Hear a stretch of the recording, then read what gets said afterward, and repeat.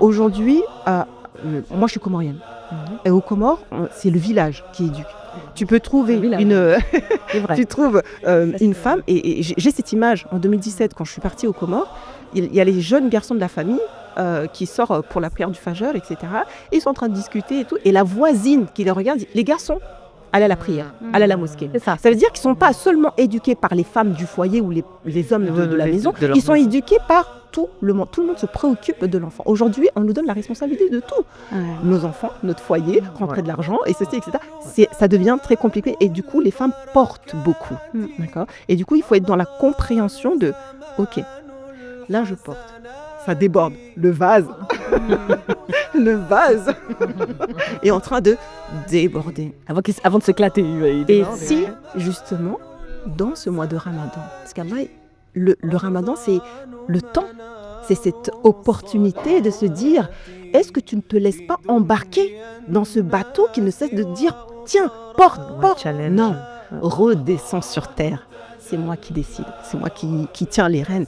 Et dans ce mois-là, je vais te donner les priorités. Et tu vas t'autoriser à t'arrêter au licite. On va s'arrêter de faire des choses qui sont licites. Pourquoi ? Pour nous dire que tu es dans la capacité de tenir face à t'arrêter de faire le licite. Tu seras dans la capacité, après Ramadan, de t'arrêter sur les choses illicites, sur les choses qui t'alourdissent, pour justement te prioriser.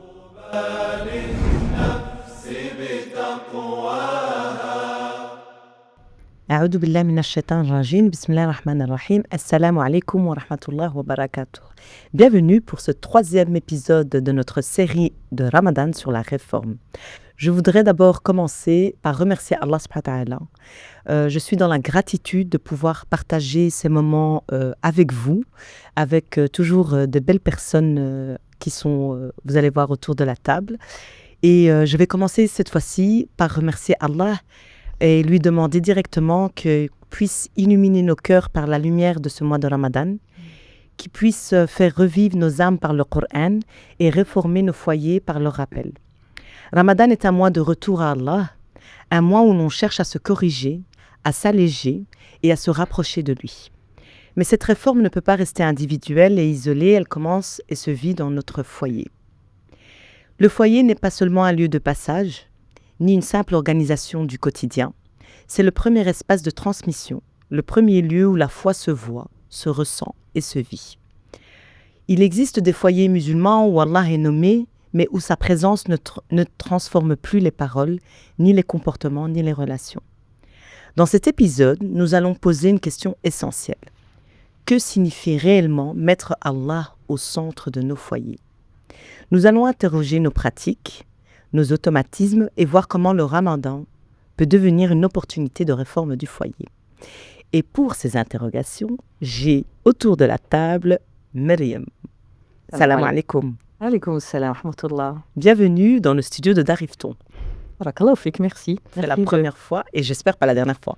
Inch'Allah, j'espère aussi. Merci de cette invitation. Je suis très contente, vraiment honorée d'être parmi vous en ce temps sacré, béni de cette dernière décade de Ramadan, où on demande à Allah Ta'ala de bénir, d'agréer tous nos actes d'adoration, de dévotion et de nous permettre d'atteindre la fameuse nuit de Laylatul Qadr. Amin. Est-ce que tu peux te présenter, Myriam ? Alors, grande question. Alors, je suis ici en qualité de psychologue clinicienne, psychothérapeute. Et voilà, on va dire ça comme ça. Vaut mieux d'abord écoutez-moi avant de savoir ce que je suis. Moi, je tiens quand même à dire directement que tu as écrit un super livre. Le titre, c'est « Elle est belle la famille » ou « L'art de retrouver le bon sens de la famille » aux éditions Beina. Et donc, Myriam est autrice, ça ne l'a pas dit dans sa présentation, de ce livre. Et donc, on va t'écouter, partager tout le contenu, j'imagine, et ton expertise. Oui, disons que je suis jeune autrice, donc ça vient de sortir dernièrement au mois d'octobre. C'est un livre qui, pour moi, était une évidence, parce qu'avec toutes ces années, justement, où on rencontre énormément de personnes, de problématiques, ça laisse pas indemne.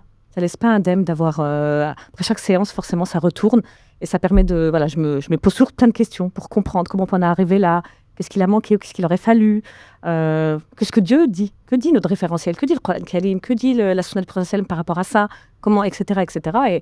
Et donc, je ne pouvais pas garder tout ça pour moi. Il fallait obligatoirement que...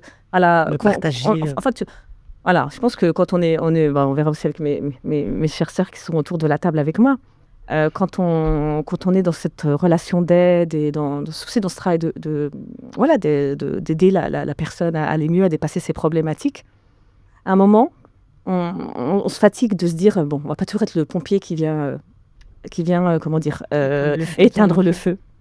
À un moment, il faut peut-être qu'on se place au niveau de la prévention.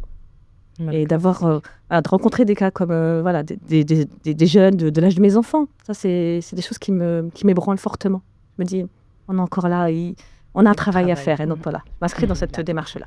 En tout cas, marhaba, bienvenue chez nous. Merci beaucoup. Alors, on a Sabah qui est avec nous. Salam alaikum, Sabah. Alaikum salam. Comment tu vas? Très bien, alhamdoulilah. Barakallah fik. C'est pas la Merci. Alhamdoulilah, c'était pas la dernière. C'est la deuxième fois, je pense, que tu viens chez nous. Oui, c'est la deuxième fois, ravie de revenir ici. Barakallah fik pour l'invitation. Est-ce que tu peux te présenter? Oui. Déjà, on vient ici en tant que femme musulmane.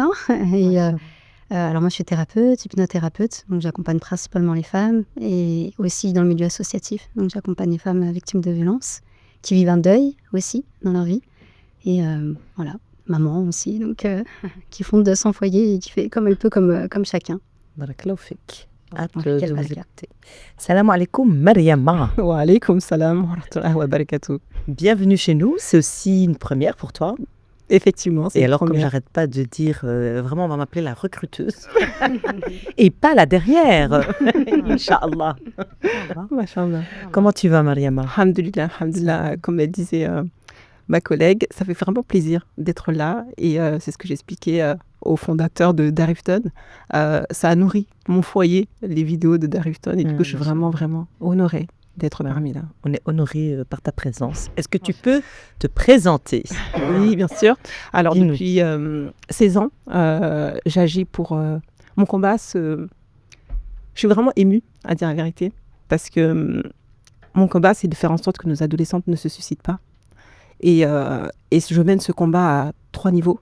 C'est-à-dire, je me bats pour les protéger contre les violences sexuelles, les protéger contre l'exposition massive des images pornographiques qui détruit en fait leur affectif.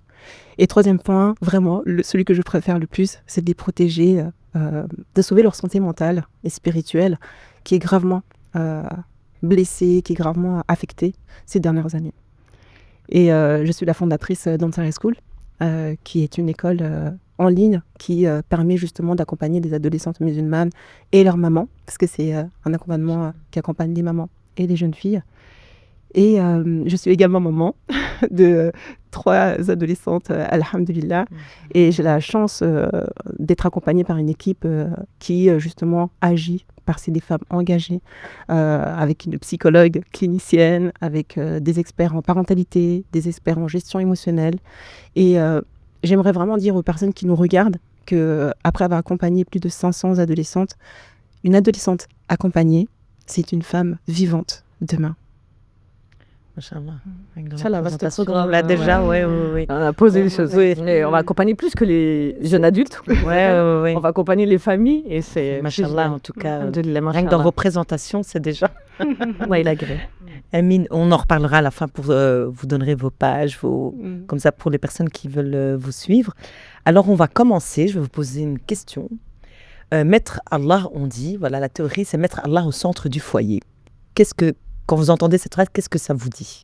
Sabah, qu'est-ce que ça te dit? Alors, mettre Allah au centre du foyer. On en discutait un peu tout à l'heure et c'est vrai qu'on se disait qu'il faudrait un séminaire de plusieurs jours pour développer cette thématique. Mais là, voilà, pour être brève, c'est vrai que quand on pense à ça, à premier abord, on peut penser d'abord aux actes d'adoration, aux prescriptions d'Allah. Donc souvent, c'est ce qu'on regarde, c'est ce qu'on voit en fait. Donc les salats, le jeûne du mois de Ramadan et entre autres choses. Et pour moi, enfin pas que pour moi en réalité, parce qu'on est censé penser selon ce que Allah nous demande, c'est aussi y développer une spiritualité, donc mettre du sens dans ces prescriptions d'Allah. Donc c'est justement agir dans ce qu'Allah nous demande, mais avec compréhension, avec intention, avec amour aussi, d'aimer celui vers qui on se tourne, Et de cette façon-là, quotidiennement, dans notre quotidien, voilà, quand on rentre à la maison, bismillah, les invocations et autre chose, Allah est dans nos pensées, on est dans le rappel d'Allah vraiment du matin au soir et on se réveille avec Allah, on dort avec Allah. Donc voilà, placer Allah au centre de sa vie pour être brève, pour moi, c'est cette spiritualité-là. Qui accompagne. Et toi, Mariam, si je te dis... Par rapport à notion générale, donc avec cette mettre Allah Ta'ala au centre du foyer. Mais je pense que le foyer c'est une métonymie quoi. Il faut qu'il soit au centre de nos cœurs, des occupants de ce foyer. Et les principaux, on va dire, acteurs, à savoir le couple parental, les parents, les adultes, qui sont les piliers de ce foyer. Et s'il est dans le cœur de ces personnes-là, il va forcément rayonner au sein de tout le foyer. Donc c'est comment tisser un lien maintenant avec Allah Ta'ala, comment comprendre comprendre qui il est, aussi le connaître pour l'aimer. Ça dit beaucoup, c'est vraiment une question générale. Et là, c'est vraiment pour déposer. C'est pour introduire. Une introduction qui est compliquée, c'est ça? C'est une introduction difficile. Tout ce que tu dis, mais oui, c'est... Okay. Mariama? Alors moi, je dirais que je reviendrai sur ce qu'elle a dit sur le cœur. Vraiment, mettre Allah au centre d'un foyer, c'est de juste regarder nos cœurs, nos cœurs blessés, nos cœurs fissurés. Et lorsqu'on va venir déposer Allah dans ce cœur, ben finalement, on revit. Et je pense que c'est important, avant de vouloir qu'il soit dans le foyer, de se poser la question, est-ce que Allah est au centre de ma propre maison intérieure? C'est beau ça. Complètement. Ouais. Parlons. Boum, direct. Ok, c'est fait. Et puis donne aussi de mettre Allah Ta'ala au centre du foyer, comme tu le demandes, ma chère Hakima. C'est l'idée aussi ça donne une direction. Ce foyer, il est habité. Il donne une direction parce que Allah Ta'ala, à travers le Coran Karim, il nous donne un chemin à suivre. Et que la sunna du prophète sallam vient éclairer ce chemin. Et donc, on a un référentiel. On a une voie à suivre. Et donc, on n'est pas perdu. On n'est pas comme des papillons éparpillés. Un guide. On a un guide et puis on a chacun sa place. On sait chacun son rôle, sa place. On sait que ce foyer-là, comme Allah Ta'ala nous dit dans le Coran de Sourate Quraysh, elle a dit at'amahum min ju'in wa amanahum min khawf. Ce foyer doit nous nourrir de la faim et nous sécuriser face à la peur. Donc ça nous donne aussi ces fonctions de ce foyer qui va être le terreau où les graines qu'on va y planter, à savoir nos enfants, ils vont avoir un bon terreau pour être de belles plantes. Donc c'est tout ça en fait, de mettre Allah Ta'ala dans un foyer. Et même, j'irai même plus loin. Un foyer où il n'y a pas Allah Ta'ala, et c'est un foyer, comme, Allah Ta'ala nous dit, comme le professeur nous dit, un foyer où il n'y a pas le Coran, c'est comme un foyer vide, mort. Ben voilà, un foyer où il n'y a pas Allah Ta'ala, il est dépourvu de lumière, il n'y a pas de direction. Et justement, dans ces foyers, comment tu pourrais décrire psychologiquement le fait qu'on pourrait trouver des foyers où il y a un manque de sens, tu vois? En fait, pour moi, dans tous les cas, l'être humain, il va donner du sens. En fait, on ne peut pas vivre sans sens. Donc on donne toujours un sens. Tout le monde, tout ce qui nous arrive, on va donner un sens. La vraie question, c'est donner le bon sens. C'est donner le sens exact de ce que Dieu nous demande. Donc aujourd'hui, effectivement, on a donné un autre sens qui est contradictoire, voire complètement antinomique à ce que Allah Ta'ala veut pour nous. Et d'où la crise que vit actuellement les familles. Parce que quand on parle du foyer, encore une fois, le foyer est l'incarnation de la famille. Donc les familles aujourd'hui sont pas majoritairement, Dieu merci, mais les crises qu'on ressent au sein des familles est liée à ce mauvais sens qui est donné. On est à contresens. Et donc il est urgent qu'on revienne au sens que Dieu nous donne. C'est vrai que j'observe ça souvent, comme je disais un petit peu tout à l'heure, on est souvent dans ces actes, que dans les actes d'adoration, et puis on blinde comme ça, mais on perd ce sens-là. Alors qu'Allah, en réalité, il nous enjoint à trouver le sens, à apprendre avec une claire connaissance. D'ailleurs, dans Surat Al-Maïda, alors je vais la dire en français, si tu veux la dire en arabe, si tu la connais. Allah dit, et lorsqu'on leur dit « Venez vers ce qu'Allah a fait descendre et vers le messager », ils disent « Il nous suffit de ce sur quoi nous avons trouvé nos pères ». Et Allah dit même si les pères ne savaient rien, ils n'étaient pas guidés. Il s'adressait aux arabes polythéistes de l'époque qui ne réfutaient pas forcément le message d'Allah, mais ils continuaient à adorer d'autres divinités. Pourquoi ? Parce que par loyauté, ils n'étaient pas dans cette quête de sens. ils continuaient à adorer ces divinités parce que leur père le faisait, parce que leurs ancêtres le faisaient. Donc c'était un attachement un petit peu à ces coutumes, à ces traditions. Mais à cause de ça, leur cœur n'était pas tourné vers Allah. Et dans cette quête de sens qui est évidente, comme tu dis, c'est dans notre fitra. En réalité, on est avec l'envie de savoir. Déjà, les enfants, quand ils nous demandent pourquoi ça et pourquoi. Et même les femmes qu'on a en séance, d'ailleurs, qui demandent, je ne sais pas pourquoi je vis ça, j'ai envie de comprendre pourquoi je me comporte de telle et telle façon. Donc, on est dans cette quête de sens, mais effectivement, la tournée, comme tu le dis très justement, vers Allah, en fait. Mais ça nécessite d'aller vers... l'apprentissage, il faut apprendre, donc c'est un effort à faire. Il faut apprendre, puis ça demande des efforts. Ouais. En fait, on veut tous être heureux en famille, on veut tous avoir un foyer chaleureux, agréable, où il fait bon vivre. Mais ça, ce n'est pas possible sans effort. Ça demande un travail sur soi. Il faut que chacun des membres comprenne ce qu'il leur est demandé. Et aujourd'hui, on n'est pas à l'ère de la culture de l'effort, on est dans tout l'inverse. On y reviendra peut-être tout à l'heure. Mais justement, Sabah, dans les familles que tu accompagnes, c'est quoi les signes qui peuvent te montrer que Allah n'est pas au centre de ces foyers? Ou les conséquences peut-être? Parce que comme elle disait, il y a du sens, mais en fait, c'est vrai que dans tous les foyers, tu disais, il y a quand même un sens. Il faut voir quel sens est donné, se questionner. Mais toi, quand tu vois... Il y a pas toujours le questionnement. Tu t'occupes des violences oui, c'est vrai. faites aux femmes. Ouais. Les violences, ou même dans d'autres... Je vois souvent, je parle des femmes, pas pour stigmatiser, dire que c'est que les femmes qui sont dans ça. Non, il y a des hommes aussi. Mais comme c'est des hommes, ce sont les femmes qui viennent en séance. Certaines femmes qui peuvent être, alors pas toutes, mais certaines, je vois beaucoup dans le contrôle, dans vouloir tout contrôler, tout anticiper, vraiment avoir une anxiété parce qu'elles veulent tout prévoir au cas où, etc. Donc bon, en psychologie, on l'explique bien, mais ça montre que là, peut-être qu'il manque un petit peu ce tawakkul en Allah et de dire, bon, ok, c'est un semblant de contrôle finalement. Et souvent, c'est des femmes qui peuvent être dans la haute exigence envers elles-mêmes. Et ce qu'on observe, c'est que quand elles manquent de rahma envers elles-mêmes, finalement, en étant dans cette haute exigence, elles agissent comme ça, souvent avec le reste du foyer. Donc, dans la haute exigence envers les enfants, l'époux. Si tu me permets, Sabah, justement, ces femmes qui sont dans l'hyper-contrôle, comme tu disais, et qui ont besoin de tout anticiper, c'est parce qu'elles-mêmes, quand on regarde la raison, c'est qu'elles ont grandi dans un foyer qui n'était pas sécure. Exactement, ouais. Elles cherchent la sécurité. C'est la base d'un foyer, vraiment. Quand on se demande qu'est-ce que doit contenir mon foyer, c'est pour ça que Allah Ta'ala le dit, c'est deux éléments simples. Il doit nourrir contre une faim, la faim affective, mais la faim intellectuelle, la faim spirituelle. Et puis il doit aussi protéger contre la peur, justement, la peur de pouvoir dire ce qu'on pense, ce qu'on ressent, la peur, lutter contre la peur de ne pas être soi-même. Je pense que tu dois bien le voir aussi, Mariama, avec les jeunes filles que tu rencontres. Elles ne sont pas elles-mêmes dans leur propre foyer. Ce n'est pas un refuge, c'est juste un endroit où on cohabite et on ne se connaît même pas, en fait. C'est pour ça qu'il faut profiter aussi de ce mois béni, qu'est Ramadan, où on a s'établi, on se retrouve au moins dans ce moment-là. Ouais. On est obligé, en fait, on n'a pas le choix. Parce qu'il y a des familles où c'est un self-service, ça passe, personne ne se rencontre, limite. Et là, en fait, pendant Ramadan, on n'a pas le choix. Pendant le même moment, on doit tous recharger nos batteries. Donc, faire de ce moment un moment de rencontre, un moment où on se retrouve, ou un moment où on échange.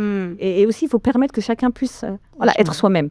Parce que c'est ça aussi souvent, c'est les femmes au niveau, on se dit, on est focus sur la fonction, le côté foyer fonctionnel, tu vois.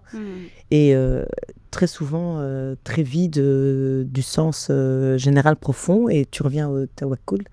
Ça, c'est sûr que dans le contrôle lâcher prise, je crois que vous voyez souvent ça autour de vous. Mais c'est un problème de sécurité intérieure. Ouais. Il faut vraiment le comprendre. Et toi, Mariama, quand tu accompagnes justement ton expérience avec ces mamans et ces filles, qu'est-ce que tu vois qui, à la base, tu as parlé évidemment de toutes les formes de violence, mais à la base, qu'est-ce que tu penses que c'est la chose la plus centrale que tu reconnais à travers les personnes, les familles, les femmes, les mamans et leurs filles? Le manque de cadre d'Allah, vraiment. Et j'insisterai sur ça parce qu'en fait, cependant, on a parlé tout à l'heure de cadre, de sécurité. Et de ce que je vois, c'est qu'en fait, on n'a pas cette stratégie de savoir, en fait, j'ai des enfants, je suis une personne, Allah nous a mis sur cette terre, et on parlait tout à l'heure, cependant-là, d'une maison. Qu'est-ce qui éclaire une maison? C'est l'électricité, d'accord? Qu'est-ce qui va éclairer nos maisons en tant que musulmans? C'est le Coran. Et une maison dans laquelle il n'y a pas d'éclairage, qu'est-ce qui se passe? On est dans l'obscurité. Et aujourd'hui, ce qui manque réellement dans les foyers, c'est cette lumière qui est juste à côté de nous, mais dans laquelle on ne s'approche pas réellement. On ne va pas aller puiser dedans pour se connaître. Parce que le Coran nous apprend à nous connaître nous, en fait. Il nous lit, il nous dit nos imperfections, il nous dit aussi qui on est. Est-ce qu'on fait partie des croyants, des hypocrites, des juifs, des chrétiens, etc. etc. Et c'est un livre, vraiment, si on puise dedans, la lumière va régner dans notre foyer. D'où le fait que j'ai dit tout à l'heure, avant de vouloir faire briller nos foyers, faisons briller notre intériorité par cette connaissance, par le savoir. Sortons de cette ignorance qui est en train de nous tuer petit à petit. Mais est-ce que justement cette religion, parce qu'on peut se dire, c'est vrai qu'il nous manque cette lumière, entre autres le Coran, tu as parlé en plus en plein Ramadan, le mois du Coran, mais aussi le fait que des fois, même dans la religion, tu vois ça, la maltransmission. Tu vois des codes aussi où... Parce que ça ne veut pas dire non plus que toutes des familles où on lit le Coran, il n'y a pas de violence. C'est pour ça que tu vois, est-ce que il y a aussi, je pense, tu ressens ça dans la maltransmission, comment je peux traduire ça? Tu vois, le fait aussi que tu as... L'incompréhension. Et je reviendrai... L'impact. Vous avez vu, quand on a commencé le podcast, qu'est-ce qu'on a fait? On a mis nos intentions. On a posé le cadre. Et je pense que chaque parent doit poser son cadre et c'est-à-dire c'est quoi l'intention quand tu éduques cet enfant? C'est quoi cette intention quand tu veux qu'il mémorise le Coran? C'est quoi l'intention quand tu veux que ton enfant quand il sort de la maison ne dévie pas du chemin? C'est quoi tes intentions? Et je pense qu'aujourd'hui, il est temps de se poser et de se demander, Allah m'a donné ce cadeau parce que nos enfants sont des cadeaux. Et des fois, aujourd'hui, dans des foyers, on n'aime pas nos enfants. C'est un fardeau. Il m'empêche de vivre. Et il faut revenir à cette essence. L'enfant qui est là, surtout à la période de l'adolescence, il est venu m'apprendre à me regarder finalement dans un miroir. Et c'est une opportunité quand on a un adolescent ou quand on a un enfant à la maison. Parce qu'il vient justement nous dire « Mais maman, tu es qui finalement ?» Parce que justement, les parents, ils se retrouvent perturbés de se dire « Mais c'est ma petite fille qui est toute sage. Âgez-moi mon enfant, rendez-moi mon bébé. » Oui, c'est ça. Et là, je la comprends dit tout le temps aux ados. Parce que tout simplement, à la période de l'adolescence, ils recherchent cette solitude choisie, d'être avec Allah, de choisir. Est-ce que je suis maman ou je décide de suivre celui qui m'a créé? Et là, je reviendrai tout simplement aux parents de se dire que oui, on est dans le mois du Coran, mais le Coran, comme disait mon professeur de fiqh, c'est une école. Si tu choisis d'être un étudiant, apprends. Quel est le cadre que vient nous donner le mois de Ramadan? Sabah, donc on a parlé des familles et est-ce que cette communication, est-ce que les conflits qu'on a tout le temps, non pas tout le temps, mais comment je vais expliquer ça, le cadre qui serait compliqué, chaque fois des conflits, les cris, tu vois le côté qui est un peu au quotidien et un explosif. Oui, c'est explosif dans une famille. Et c'est ça qui malmène la famille. C'est ce que tu décris là. C'est exact, oui. J'ai répondu à ma propre question. Donc, je te laisse poser voilà, voir avec Salma. Mais c'est de ça dont tu veux parler. Oui. Dans le sens que le fait qu'il y a ce cadre-là, est-ce que c'est pas aussi des choses qu'on doit mettre en place, finalement, même avant de remettre notre niya? Par exemple, je vais prendre un cas, tu vas dire, ok, là, j'ai posé mon intention, mon foyer, je veux le changer, je veux que le Coran soit au centre de ma vie, mais je suis quelqu'un de colérique où il y a toujours des cris. Ça commence par soi, de toute façon, il y a un travail à faire sur soi. Souvent, alors l'être humain, il est naturellement autocentré sur ses besoins émotionnels, sa survie émotionnelle, comment l'autre vient répondre à mes besoins inconsciemment. Et quand on voit beaucoup de colère et des personnes qui débordent par la colère, c'est des personnes qui sont blessées, souvent. C'est l'ego qui parle. Donc, comme tu disais très justement, c'est vrai qu'à l'adolescence, il y a des mamans, par exemple, qui, quand elles voient leur fille, qui leur renvoient finalement des choses d'elles-mêmes. C'est dur à voir, parce qu'elles ne se sont jamais vraiment regardées à l'intérieur. C'est souvent, d'ailleurs, quand je demande à une femme de se décrire comment tu te vois, toi, elle décrit souvent comment les gens la voient et ce qu'elle renvoie de l'extérieur. Mais c'est rare ces moments d'introspection où on se regarde vraiment à l'intérieur et qu'on fasse ce travail. C'est essentiel. La régulation émotionnelle, de toute façon, on est censé aller dans cet apprentissage-là. Le prophète, sallallahu alayhi wa sallam, il dit que pendant le jeûne du mois de Ramadan, qu'on doit apprendre il dit ne vous mettez pas en colère. Ça ne veut pas dire ne ressentez pas la colère. Bien évidemment, c'est une émotion qu'on va ressentir. Mais faites attention à l'impact que la colère a, la façon dont on s'exprime derrière. Parce que ça a un impact sur soi, mais aussi sur les autres autour de nous. Donc oui, ça crée énormément de de tension, ça blesse, ça peut blesser, il peut y avoir du coup de la violence, la colère, elle peut générer énormément de choses difficiles et négatives dans le foyer. Donc je dirais que c'est vraiment un travail déjà d'un point de vue psychique Quand et vous aussi... accompagnez. ouais. Moi, j'aimerais rajouter à ce que tu viens de dire, ma chère Sabah. En fait, on n'est pas qu'une foi. On a cette fitra en nous, mais aussi on a un psychisme. Ce psychisme, c'est comme ce contenant qui va accueillir cette lumière qui est la foi.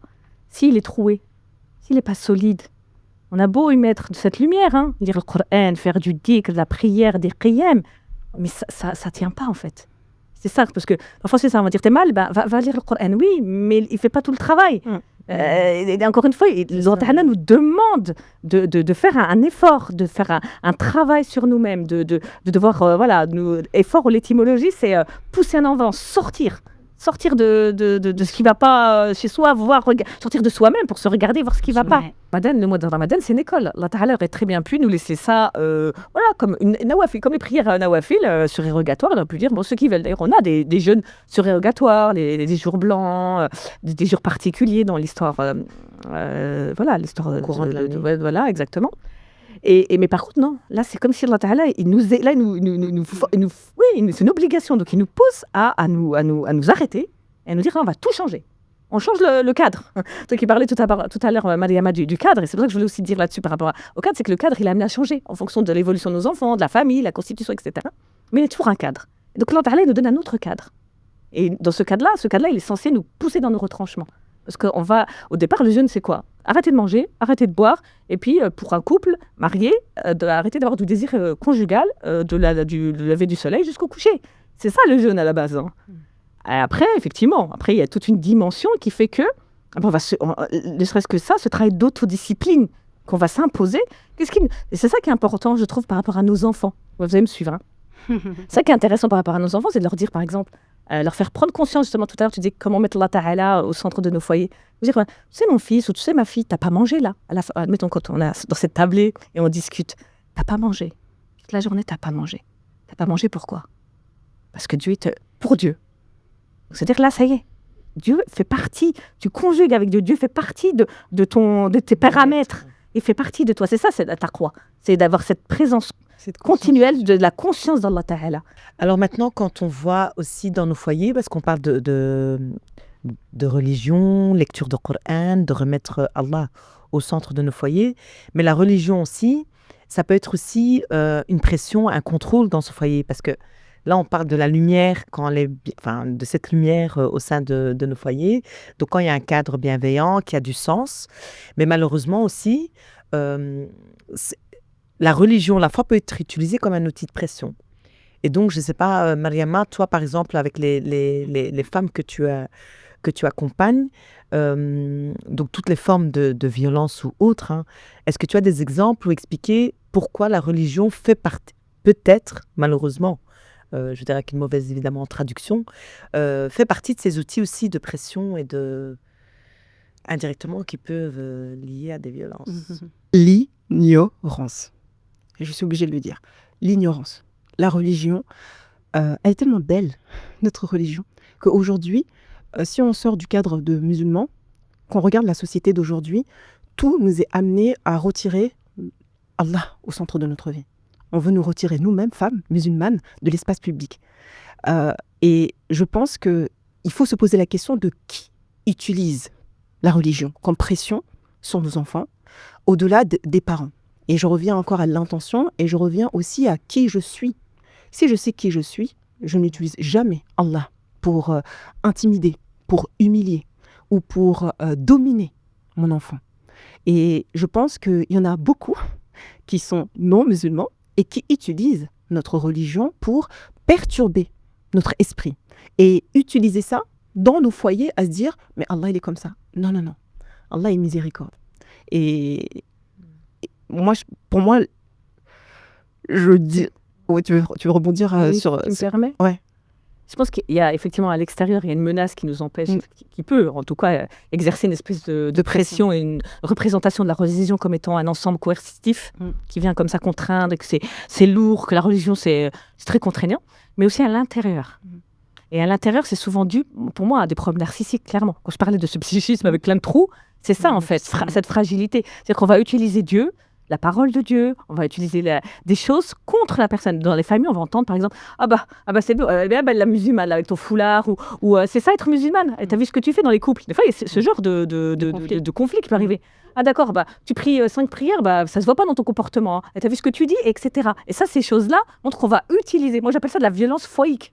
J'aime bien utiliser. C'est-à-dire qu'on va utiliser ta foi contre toi parce qu'on a des attentes. Part du principe que si tu es religieux, si tu es croyant, tu es parfait. Et là, on est toujours dans ce fantasme de l'autre qui soit parfait pour que moi, je peux être de travers. On va dire l'idée, sois toi parfait, comme ça, c'est plus facile les relations. Ah bah non, la perfection, elle n'est pas de ce monde pour nous.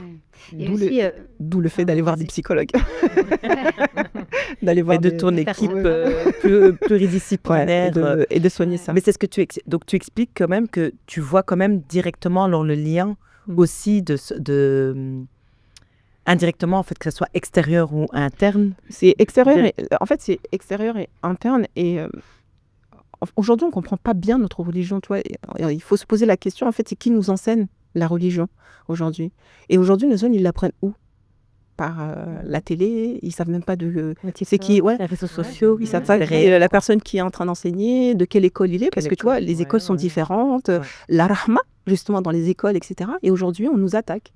Ah, mais tu fais ça. Ah, mais tu fais ci. Ah, subhanallah. Notre religion est basée sur la rahma de la divergence et d'accepter que ces savants qui nous ont fait ces écoles étaient des gens qui ont suivi le prophète Mohammed. Et aujourd'hui, en fait, on suit des gens, on ne sait même pas d'où ils viennent, en fait. D'où qui ils sont. Oui. Moi, j'ai envie de dire qui ils sont. D'où l'importance de la question de qui je suis. Mais il y a un petit côté démissionnaire, du coup, de la part des parents, peut-être. Et c'est aussi de mettre son enfant, envoyer son enfant prendre des cours, mais une fois à la maison, on peut pas tout apprendre avec 1h30, 2 heures de cours par semaine. Et une fois à la maison, qu'est-ce qu'on fait ? Le parent le parent il est épuisé, c'est ça aussi. Le parent il est plein de circonstances atténuantes. En fait, c'est pas ça, c'est qu'aujourd'hui, moi je suis comorienne. Et aux Comores, c'est le village qui éduque. Tu peux trouver une femme, et j'ai cette image en 2017 quand je suis partie aux Comores, il y a les jeunes garçons de la famille qui sortent pour la prière du Fajr, etc. Ils sont en train de discuter et tout, et la voisine qui les regarde dit, les garçons, allez à la prière, allez à la mosquée. Ça veut dire qu'ils ne sont pas seulement éduqués par les femmes du foyer ou les hommes de la maison, ils sont éduqués par tout le monde. Tout le monde se préoccupe de l'enfant. Aujourd'hui, on nous donne la responsabilité de tout. Ouais. Nos enfants, notre foyer, rentrer de l'argent, et ceci, etc. Ça devient très compliqué. Et du coup, les femmes portent beaucoup. D'accord ? Et du coup, il faut être dans la compréhension de, OK, là, je porte. Ça déborde. Le vase est en train de déborder. Avant de s'éclater. Et si, justement, dans ce mois de Ramadan, parce qu'Allah, le Ramadan, c'est le temps, c'est cette opportunité de se dire, est-ce que tu ne te laisses pas embarquer dans ce bateau qui ne cesse de dire, tiens, porte. Challenge. Non, redescends sur terre. C'est moi qui décide, c'est moi qui tiens les rênes. Et dans ce mois-là, je vais te donner les priorités. Et tu vas t'autoriser à t'arrêter au licite. On va s'arrêter de faire des choses qui sont licites. Pourquoi ? Pour nous dire que tu es dans la capacité de tenir face à t'arrêter de faire le licite. Tu seras dans la capacité, après Ramadan, de t'arrêter sur les choses illicites, sur les choses qui t'alourdissent, pour justement te prioriser. Oui. Ouais, c'est une éducation, complètement. En fait, par rapport aux parents, je pense que plutôt que de dire, les enfants retiennent beaucoup ce qu'on est. Il faut incarner d'abord ce qu'on veut que nos enfants soient. Ce serait tellement plus simple s'ils retenaient que ce qu'on disait ou ce qu'on faisait, ce serait un peu moins. On transmet ce que nous sommes. Ils retiennent d'abord ce qu'on est. C'est vraiment ce qu'on est EST, quoi. Et donc ça, c'est important. C'est ma prof de tafsir qui nous a dit, on transmet ce que nous sommes. Souvent, on veut projeter des choses, on veut que nos enfants ils soient de telle façon, qu'ils soient... Ouais, on fait des doigts. Et c'est très bien, il faut garder ça, il faut demander à Allah, c'est Allah qui facilite, qui donne. Mais comment on est nous-mêmes, quelle image on leur donne. On sait très bien aujourd'hui, de toute façon, on a accès à la psychologie plus facilement. On sait que les enfants apprennent surtout par mimétisme et pas tellement parce qu'on dit, répète. Ce qu'on incarne. Mais c'est ce qu'on incarne. Même pour Ramadan, plutôt que de leur imposer ou de derrière, t'as fait ta prière, ces gendarmes-là, moi je trouve qu'ils perdent tout son sens. Justement, on parlait de sens tout à l'heure. Non, il faut vivre la chose. Si on la vit nous-mêmes, l'enfant, il la ressent. Notre relation avec le Coran, quelle est-elle nous-mêmes déjà. Notre relation avec notre prière, notre relation avec notre dîme, nos enfants, s'ils le voient, même s'ils ne le font pas maintenant, un jour et l'autre, ils y reviendront. On revient toujours à ses premières amours. Subhanallah. Et donc là, on a parlé des contraintes. Myriam, tu peux nous parler des impacts psychologiques de vivre dans des foyers ou dans nos familles si c'est un islam de peur, de contrôle, les conséquences directes, que ce soit enfant ou même adulte. Les conséquences, on imagine bien que elles sont désastreuses. On a parlé tout à l'heure de sécurité. Déjà, c'est une personne qui va vivre dans un foyer et qui va développer une insécurité totale, surtout. Donc, elle va développer après des mécanismes de défense pour se rattacher donc, à des éléments extérieurs. Donc, ça va être je ne sais pas, si vous avez des idées, bismillah, vous pouvez me les donner, mais ça peut être des calculs, tout prévoir, tout anticiper. Puis, on va cultiver ça avec des trucs planeurs, agenda planeur. On va utiliser nos failles, nos blessures pour en faire un marché. Ça aussi, je pense que c'est quelque chose d'important à dénoncer. Mais donc déjà, c'est insécurité. On va développer aussi le risque. Moi, je veux dire, pour moi, le plus gros risque, c'est de rejeter tout. C'est de rejeter l'eau du bain et le bébé avec. C'est de se dire, moi, je ne veux plus de cette religion-là. C'est quoi cette religion qui m'oppresse? Cette religion où je dois avoir peur pour faire. On parle de peur de Dieu, mais qui a envie d'aller vers quelqu'un, ou un être, ou une chose, ou un objet, ou un lieu qui me fait peur? Et c'est pour ça que c'est quelque chose de très précieux. Et ça, j'aimerais vraiment qu'on en prenne conscience. On ne met pas comme ça pour se donner bonne conscience et on donne son enfant à qui va lui parler juste parce qu'il a l'apparence d'un musulman. Allez, vas-y, va parler à mon enfant, va lui apprendre la religion. Non, la relation à Dieu, la foi, c'est fondamental. Alhamdoulilah, Allah Ta'ala lui-même nous donne un coup de pouce parce que cette fitra, c'est un coup de pouce, c'est du potentiel. On parle beaucoup là à l'ère du HPI, au potentiel intellectuel, mais parle-t-on du HPS? Nous avons un PS à potentiel spirituel. Et j'aimerais qu'on clame comme ça haut et fort. Moi, je suis HPS. Moi, mon fils, ma fille est HPS. Tu vas lancer la nouvelle tendance. J'aimerais bien entendre ça, peut-être. Parce que la spiritualité, c'est tout. Avec la spiritualité, on va développer cet intellect, on va développer ce cœur, cette émotion, on va tout développer. Donc, malheureusement, le danger, c'est que l'enfant, il rejette tout ça. Et j'en ai vu plein, moi, des cas comme ça. Ils sont désorganisés, où les parents ils sont tellement derrière et puis c'est de la menace, du chantage, de la violence pour faire la prière. Surtout la prière, je trouve que c'est un acte d'amour envers Allah Ta'ala. Aimer, c'est agir, disait Victor Hugo. Donc souvent je dis aux parents, quand on me dit oui mais prépare, je tourne derrière, comment je peux faire? Donnez-moi un tips, donnez-moi vite un truc, un outil. Non. L'outil ne fait pas l'artisan. On va déjà prendre le temps de comprendre ce qui se passe. Il faut reprendre du début déjà, avant la salat. Si on prend Salat Luqman, qu'est-ce qu'il dit à son fils? Vas-y, je t'en prie, Sabah. Alors je ne connais pas le texte. Yabounaya déjà, il nous enseigne la façon dont il s'adresse à lui, avec affection, avec amour. Il considère son enfant. Comment on considère nos enfants? Comment on les implique dans les décisions principales de notre foyer? Déjà, il y a ça. Et puis après, il lui enseigne le tawahid. N'associe rien à Allah. C'est la relation à Dieu. Absolument. Mais avant la salade, il ne parle pas de la salade en premier. La salade, c'est après, oui. La salade, elle vient après. Et donc, nous, on veut que les actes qui se voient. Et parfois, faut être honnête, il y a cette nefs-là qui est là et qui nous pousse. Voilà, nos enfants sont un peu une vitrine de comment est notre foyer. Ah, mon enfant, il prie, donc ça veut dire de moi que j'arrive quand même à lui transmettre quelque chose. Tout à fait. Je pense que... De revenir au départ... En revenant à ce que tu disais, c'est qu'on est beaucoup dans le faire. On n'est plus dans l'être. Ah, complètement. Et il faut revenir à... Pas l'avoir. Pas fais. Non. Qui tu es? Reviens à cette relation, à cette connexion, justement. Et que ce soit pour enfant ou femme, parce qu'on parle d'enfant, mais épouse, bien sûr. Ça peut avoir les mêmes... Mais c'est la relation à Dieu. La même frustration, les mêmes... Bien sûr. Combien de femmes les femmes aussi imposent à des hommes, sont aussi contrôlantes, rentrent dans la foi de l'époux. Complètement, on va rentrer. Et l'époux aussi dans... Et il manque... on parle beaucoup de rahma, mais c'est quand même essentiel. Allah, il nous dit dans le Coran qu'il a créé des époux, des épouses pour qu'il y ait... Alors, je ne connais pas le... Mawadda et la rahma. C'est deux choses essentielles, c'est un équilibre dans le foyer. La mawadda, c'est traduit par l'amour, l'affection, c'est l'attirance. C'est éphémère finalement, juste la mawadda seule. Il y a besoin aussi, Allah nous dit, donc la rahma. La rahma, c'est quelque chose de plus solide qui qui résiste face à l'épreuve. Et la rahma, finalement, on parlait tout à l'heure on est centré sur soi, sur ses besoins émotionnels, etc. La rahma, elle nous permet de nous décentrer de soi et de voir l'intérêt du foyer. Pas seulement comment tu réponds à mes besoins. Est-ce que moi, on reconnaît mes efforts?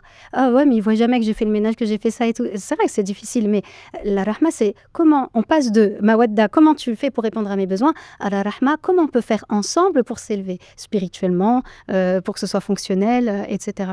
Je peux me permettre Bah oui. Moi, pour moi, il n'y a pas de rahma possible si on n'est pas stable psychologiquement.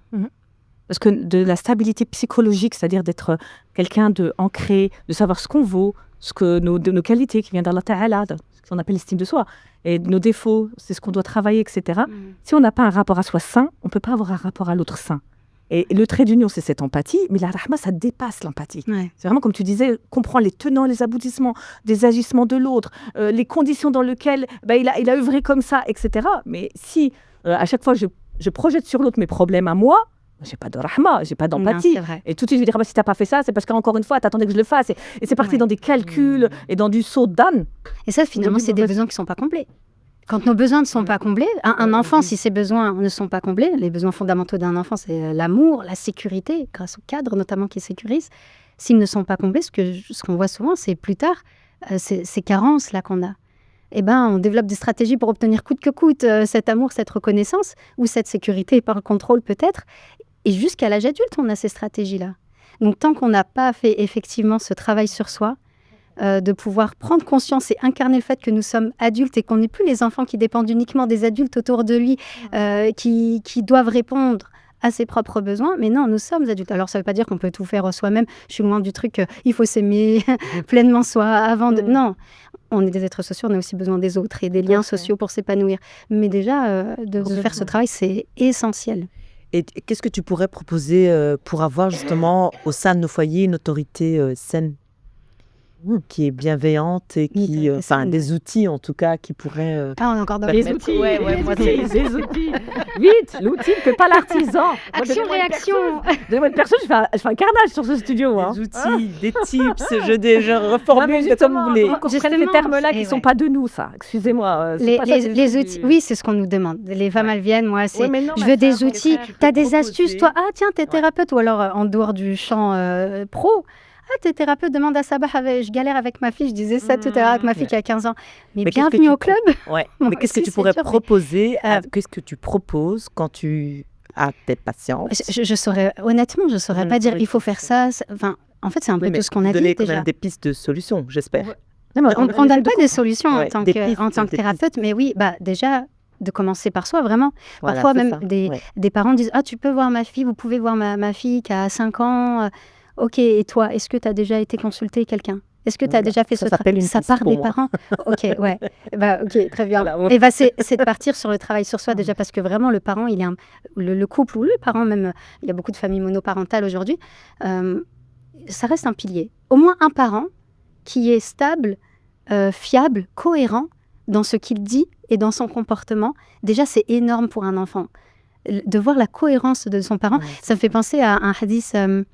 je ne sais plus de qui il est, peut-être que vous allez compléter quand je vais le dire, qui raconte que quand il était enfant, il y avait le prophète, sallallahu alayhi wa sallam, qui était dans sa maison, assis dans sa maison, et sa mère l'appelle, et il était enfant, elle lui dit « Viens voir, je vais te donner quelque chose. Et le prophète lui dit à la mère « Qu'est-ce que tu avais l'intention de lui donner ?» Et la mère dit « Des dates. » Et là, le prophète lui dit « Si tu lui avais menti, si tu ne lui avais rien donné, ça se serait inscrit comme un mensonge contre toi. » Ça vient nous enseigner quelque chose. Franchement, j'en vois beaucoup, et même moi, peut-être si je ne l'ai pas déjà fait, parce que son enfant est en danger, parce qu'il va vers la route. Viens voir, regarde, je vais te donner quelque chose pour l'attirer. Ou pour lui faire un câlin, un bisou, viens voir, regarde, je vais te donner un truc. Et finalement, on ne lui donne rien. C'est minime, on se dit c'était une bonne intention au départ. Mais si on nous le raconte, c'est que faut pas mentir à son enfant pour justement aussi incarner cette cohérence, et cette fiabilité. J'ai confiance en mon parent, je le teste et je vois à quel point il est fiable. Moi qui ai besoin en fait d'être régulé, qui ai besoin d'être sécurisé en tant qu'enfant. Et donc aussi le fait de poser un cadre, si la personne elle-même n'a pas grandi dans un cadre sécure, donc elle-même, qu'est-ce qu'elle fait? Elle se soigne, elle essaye de elle-même travailler ce qu'elle a eu elle, mais en même temps, si elle voit que son foyer est en déséquilibre. Donc c'est un double travail en fait. Elle va le réaliser, en fait. On va pas se mentir, on ne sait pas tout à l'avance. On ne sait pas à l'avance quelles sont nos blessures, en fait. C'est ça la grandeur, en fait, de ce que Dieu a voulu pour l'être humain, d'office le mettre dans une famille, dans un foyer, ou dans la confrontation, dans l'échange, dans le fait de vivre ensemble. Vivre, c'est-à-dire dans le fait de faire famille, de devoir échanger, de devoir se côtoyer, etc. Et ben le soi va se révéler. Qu'est-ce qui fait que, quand il me dit ça, ça me fait mal? Qu'est-ce qui fait que quand, je ne sais pas, dès que je rentre chez moi, je suis en colère. Je ne sais pas pourquoi. Et des fois, on a ce genre de témoignage. Je ne sais pas. Et puis après, quand on commence à creuser, oui, c'est des choses que vous avez intégrées, de peut-être vos propres parents, pour vous, il y a une telle colère que vous n'avez pas gérée, qui est enfouie en vous, et que vous autorisez qu'elle s'échappe au sein des vôtres, parce que avec eux, c'est pas grave, ils reviennent, c'est la famille, de toute façon. Ouais, mais non, vos enfants, ils vont revenir, mais plus tard, pas sûr. Pas sûr, parce que s'ils n'ont pas eux-mêmes fait un travail, en fait, on n'échappera pas à ce travail sur soi. On est condamné à travailler sur soi. On est condamné, et régulièrement, il faut ces remises en question. En fait, il ne faut pas attendre d'être... Moi, j'aimerais tellement qu'on parle de ce... Quand on parle de psychologie islamique, moi, je préfère parler d'approche psychospirituelle, parce que la psychologie islamique, on croit que c'est la psychologie des musulmans, pour les musulmans, mais ce n'est pas ça. Ça dépasse ça. C'est-à-dire qu'on a un référentiel, on a un cadre, où Allah Ta'ala, il nous dit... muhasabat nafs, le fait de se remettre en question, de se purifier, donc travailler sur soi, c'est comme... Je veux dire, on a tous cette hygiène corporelle qu'on s'impose. Au minimum, le musulman, il est censé se laver comme une fois par semaine, s'il veut respecter la sunna, d'accord, du prophète sallam. Donc, on a minimum des stations, comme les prières, comme les temps avant de dormir, etc. C'est des moments où, justement, on est amené. Allah Ta'ala nous offre ces moments pour faire ces introspections-là. Et quand bien même on passe à côté, vous voyez, il y a un âge, on n'y échappe pas. Vous savez, c'est quel âge? C'est le seul âge cité dans le Coran Karim. 40 ans. C'est 40 ans. وإذا بلغ أشده وبلغ 40 سنة وقال ربي أوزعني أن أشكر نعمتك التي أنعمت علي وعلى والدي وأن أعمل صالحا ترضى واصلح لي في ذريتي إني تبت إليك وإني من المسلمين. Donc là, c'est vraiment la doha, mais elle est puissante, cette doha. C'est-à-dire quand il arrive à l'âge de la maturité. Là, Allah Ta'ala nous dit la maturité, c'est 40 ans. Et là, il dit une doha. Et la doha, c'est quoi? Dieu Seigneur, fais que je rende grâce aux bienfaits dont tu m'as comblé, ainsi qu'à mes pères et mères, que j'œuvre dans le bien, donc c'est-à-dire là, il faut être stable en fait, tout ça, ça montre la stabilité, et fait que ma progéniture, elle soit vertueuse, et rends-moi complètement soumis. Mais cette doha-là, justement, j'arrive à 40 ans, où j'en suis? C'est un repère. C'est le moment. Encore un moment. Et moi, je vois beaucoup de comment on appelle ça, les cadras. Les cadras, on voit, puis on parle de la crise du Midi, etc. Mais non, c'est que là, Allah Ta'ala nous permet encore de... Hop, il nous donne encore un coup de pouce. En fait, on a plein de coups de pouce comme ça dans notre fitra. Mariama, tu nous as parlé de l'ignorance, une des conséquences ultimes, et je pense que tu vois directement. Mais quand tu parles de cette forme d'ignorance, est-ce qu'elle est automatiquement liée à un problème de savoir, d'apprentissage, ou c'est des fois, j'ai l'impression que des fois on sait trop aussi, enfin, on a l'impression de trop connaître aussi. Tu vois, l'ère des réseaux, où finalement, c'est les réels, donc on a plein de savants, on a l'impression qu'on a, comme tu disais, plein d'écoles, plein de contenus. J'ai l'impression qu'il y a deux formes d'ignorance. C'est laquelle pour toi ou toi, définis-moi plutôt les formes d'ignorance dans lesquelles tu es confronté. Moi, je dirais que notre religion, elle est transmise, tu vois, par un professeur. On regarde même la transmission du prophète Mohammed sallam, elle a été transmise par Jibril alayhi salam. Et il ne faut pas se déconnecter, en fait, de cet apprentissage, en fait. D'oser aller frapper. Et moi, je me rappelle, mon professeur, il me disait souvent, remettons en question aussi ce que je vous apprends. Développez votre esprit critique, en fait. Et aujourd'hui, j'ai l'impression qu'on ne fait que de boire, sans se poser la question, qu'est-ce qu'il est en train de me dire? Subhanallah, tu as dit quelque chose de très intéressant sur le fait que chaque action qu'Allah nous a prescrit, c'est une remise en question. Et j'aime bien cette question que mon professeur de fiqh posait à chaque couple qui venait un peu dire, voilà, on s'entend plus, etc. Il disait, comment se passe votre prière du Fajr et de la Ransar? On pourrait se dire, mais qu'est-ce qu'il me raconte? Moi, je suis avec des trucs Qu'est-ce qu'il me raconte? On passe sur des facts. C'est tout simplement revoir à notre question de départ, où est Allah? Comment je priorise ma vie, en fait? Et je pense qu'il faut revenir à cet essentiel et ne plus se laisser submerger par ce surplus d'informations ou de formation ou d'accompagnement, mais d'oser se poser la question de quoi ai-je vraiment besoin aujourd'hui, qu'on ne subit plus l'information, mais qu'on choisisse l'information. Ne serait-ce que les personnes qui nous écoutent aujourd'hui. Ouais. Pourquoi, pendant ce mois de Ramadan, vous allez décider de vous poser et de nous écouter? Mais Sabah, en quoi justement Ramadan peut aussi réveiller cette forme de tension et de conflit alors qu'on est censé être un mois où on est censé être plus dans le rappel d'Allah, plus dans le Coran. Oui, c'est vrai que ça réveille des tensions dans beaucoup de foyers. Déjà, Ramadan, c'est le jeûne du mois de Ramadan, ça casse un peu notre routine et nos habitudes. Même si on a l'habitude de jeûner le reste de l'année, le lundi, jeudi, les jours blancs, etc. Ramadan, c'est une période particulière. Voilà, on jeûne plusieurs jours d'affilée. Peut-être que le rythme de travail de chacun change, etc. Et c'est aussi, si on parle de nefs, c'est une éducation de la nefs. Beaucoup de savants le disent, ça. Parce que la nefs, elle aime quoi ? Elle s'installe, elle prend place dans la routine et dans les habitudes. Elle aime la paresse, elle aime le moindre effort, et elle aime aussi la satisfaction immédiate. Alors que le jeûne, qu'est-ce qu'il nous empêche de faire ? Il nous empêche de manger quand on a faim, de boire quand on a soif, de dire certaines paroles quand impulsivement on a envie de les dire, dans l'idéal. C'est une éducation de la nefs. Donc forcément aussi, il y a des mécanismes là enfouis qui ressortent. Par exemple aussi, certaines personnes on parlait de régulation émotionnelle tout à l'heure,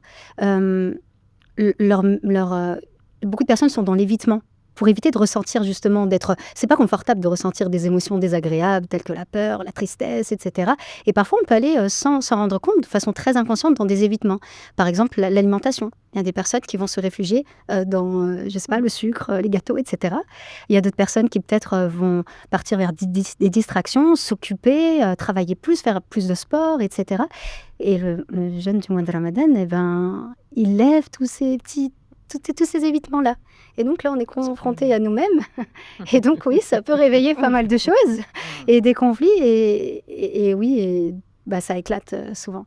Donc, on parle aussi de préparation. Bon, là, on est déjà dans le mois de Ramadan. Donc, pour ceux qui ne se sont pas préparés, c'est pas grave. C'est pas trop tard. Ça va nous enseigner d'autres choses. Et Inch'Allah, si Allah nous le permet de vivre un autre mois de Ramadan, au moins de se dire, alors je vais me préparer au moins pour ça déjà. De cette régulation-là émotionnelle, pas que, bien sûr, avec le mois de Sha'ban. Et on est poussé à ces préparations-là, pas pour rien, pour qu'on puisse profiter un petit peu mieux de ce mois de Ramadan. De ce ralentissement. Mariama, comment on peut utiliser justement, alors du coup, cette école, le fait du mois de Ramadan, pour transmettre à nos enfants, essayer, en tout cas, bon, on transmet tout le temps, hein, mais de se dire, moi, comment je vais essayer justement de ralentir, parce que tu parlais que, là on parle des femmes, hein, mais des hommes aussi, mais que c'est lourd, on essaie, que justement on va utiliser ce mois de Ramadan pour dire, ok, déjà toute la journée je ne suis pas censée faire à manger, donc j'ai plus de temps. Comment je vais utiliser ce mois concrètement pour mieux transmettre peut-être à nos enfants? Je dirais qu'avant de vouloir transmettre, moi Ramadan, je l'aime beaucoup.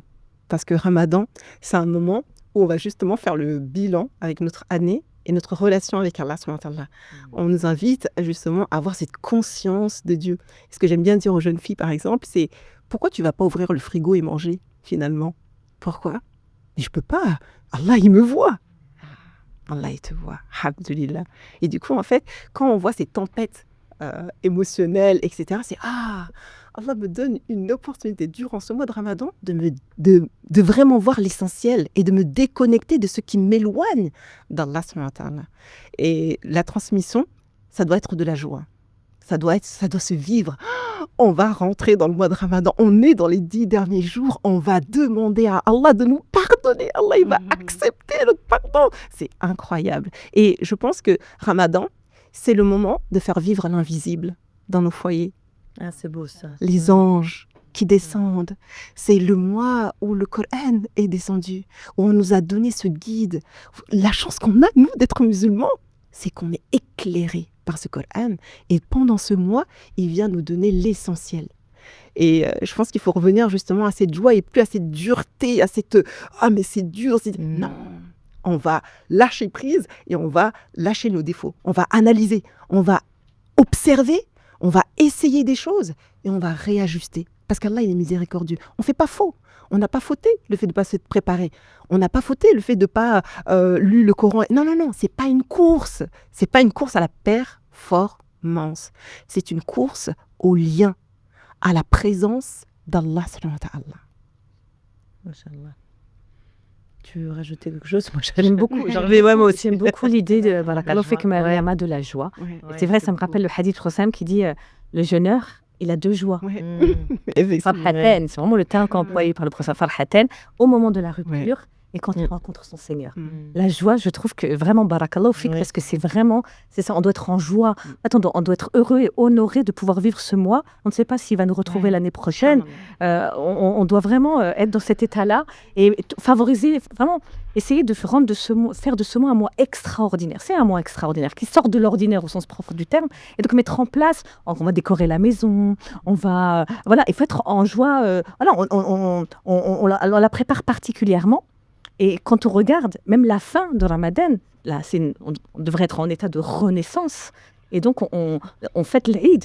L'Eid, c'est l'explosion de cette joie après tout ce mois de restrictions et un mois où on a été vigilant.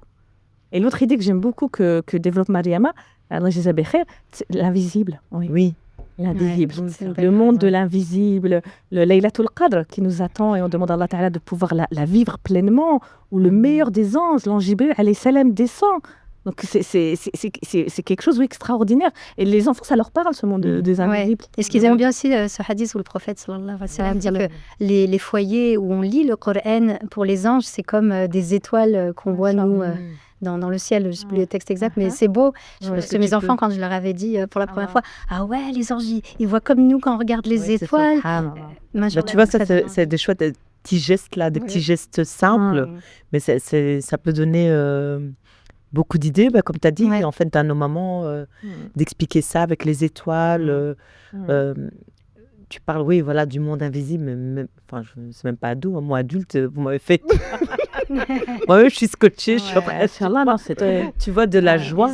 Et le bilan aussi, parce que finalement, le faire aussi en famille, c'est une bonne idée. C'est incroyable. Tu sais, je vais rebondir sur ça, sur l'invisible. Vraiment, c'est super important, comment on crée le lien avec nos enfants, avec l'invisible. Je sais qu'avec mes filles, j'aime bien leur dire, par exemple, quand elles viennent... tu sais que tu peux faire fuir les anges de notre maison, c'est incroyable, etc. Alors, maman, qu'est-ce que j'ai fait, Vite, va t'habiller, etc. Tu sais, les anges, ils sont très pudiques. Et on ne se rend pas compte parce qu'aujourd'hui, il faut qu'on voie la réalité. D'autres utilisent la joie pour voler nos enfants.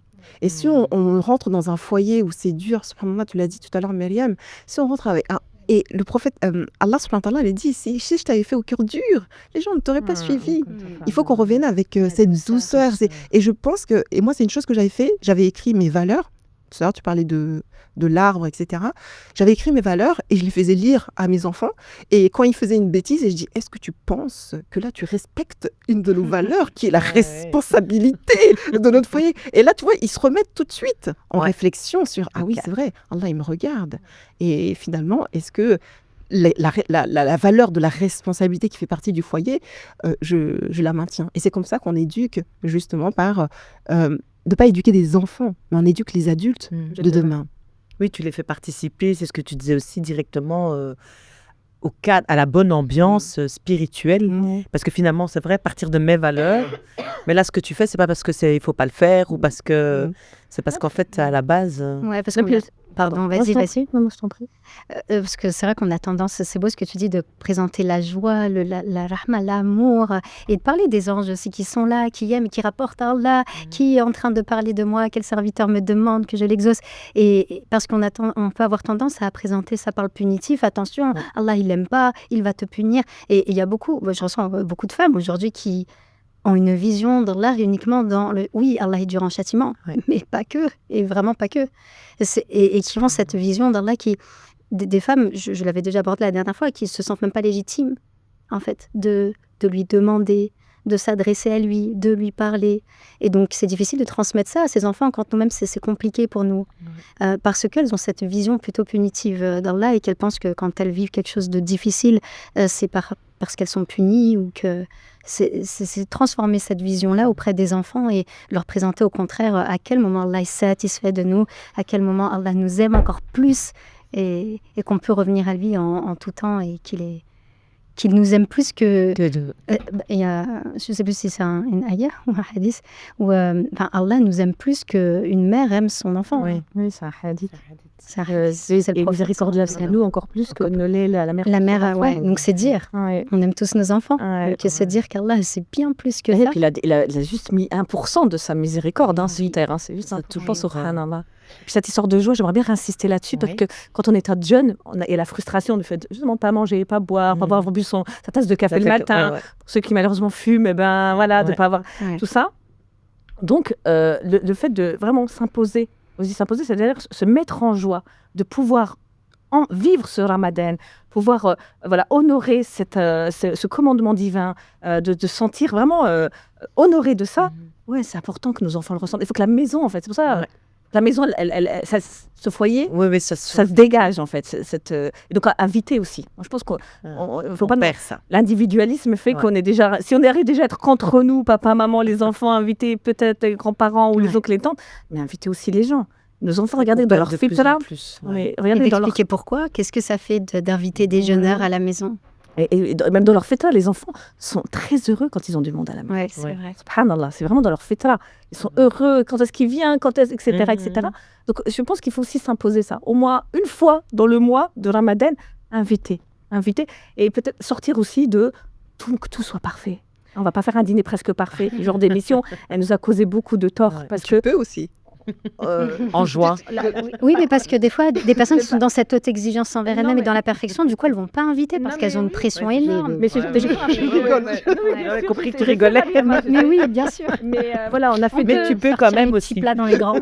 Non, faire comme l'hospitalité de Sidna Ibrahim, il est venu avec un agneau, enfin un veau énorme, alors qu'il n'y avait que deux anges. Mais la générosité n'exclut pas le fait qu'on veut que tout soit parfait. Moi, je trouve que ça nous freine. On a des maisons qui sont devenues des musées d'art contemporain, magnifiques, mais elles sont vides.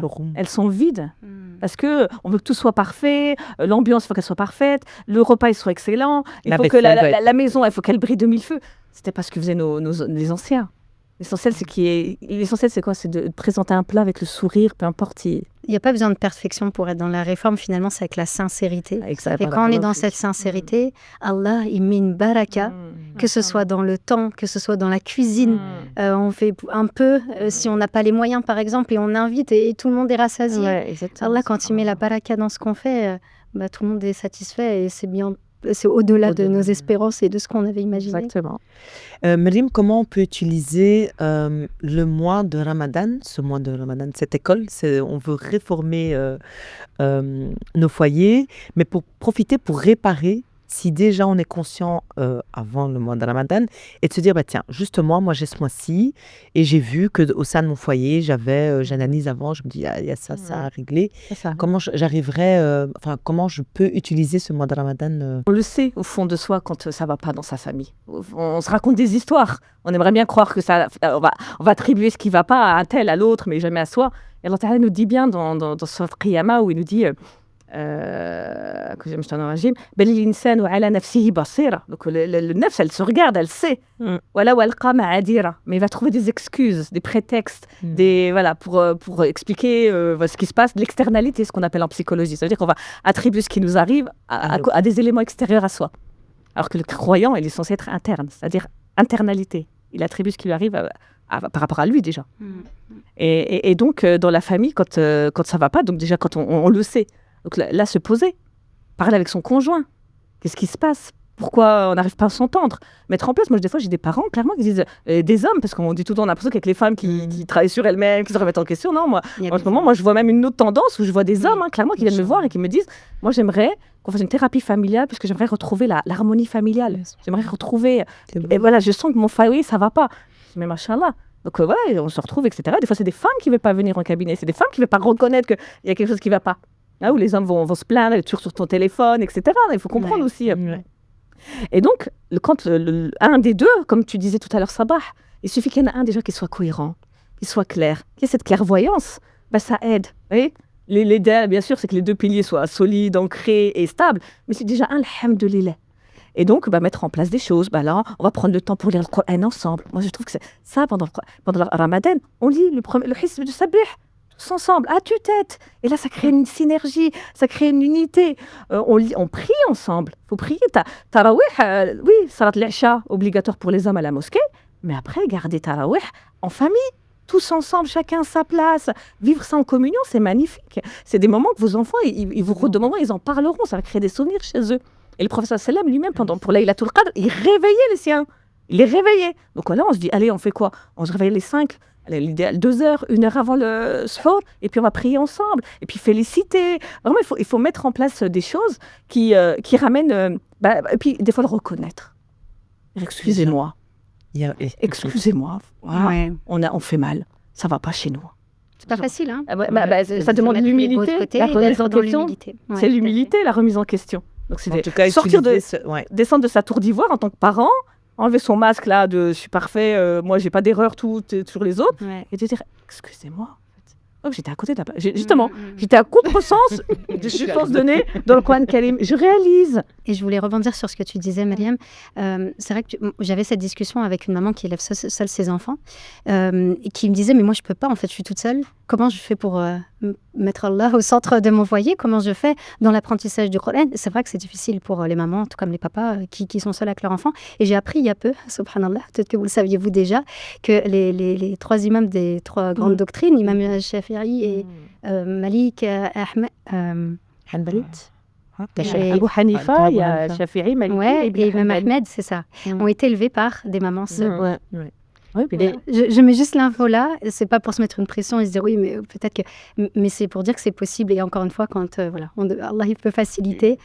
Vas-y. Et ces femmes ont supplié Allah. Ces femmes ont supplié Allah pour que leur enfant soit au service. Donc, c'est-à-dire qu'elles ont demandé à ce que ce soit Allah qui les éduque. Elle dit, je suis seule. Vraiment, il n'y a que toi qui peux venir. Faut demander à c'est toi qui peux me venir en aide. Et aujourd'hui, je dirais que justement, on est dans les 10 derniers jours de Ramadan. C'est d'oser supplier, d'oser prendre son tapis. Et je vais juste vous raconter cette anecdote. Pendant le mois de Ramadan, j'avais une jeune fille qui passait le bac. Et elle avait choisi la filière scientifique parce qu'en fait, elle pouvait rentrer dans une école musulmane où elle pouvait porter son voile, alors qu'elle n'avait pas les compétences pour aller en scientifique, etc. Et l'année du bac, pendant le Ramadan, on faisait les tarawih à la mosquée d'Orly. Et je la voyais en soujoud, mais elle restait des heures en soujoud. Et à la fin, je lui dis, mais ma chérie, qu'est-ce que tu fais? Mariam, je passe le bac, je peux supplier que Allah pour qu'il me le donne. Et subhanallah, elle l'a eu. Et machallah, elle a fait des études de journalisme, etc. pour vous dire qu'en fait, l'enfant qui a compris que ce n'est pas lui, il faut qu'il sorte de lui, qu'il comprenne qu'il y a une force plus grande que lui qui va le soutenir dans ce qu'il est en train d'accomplir. Il a tout compris.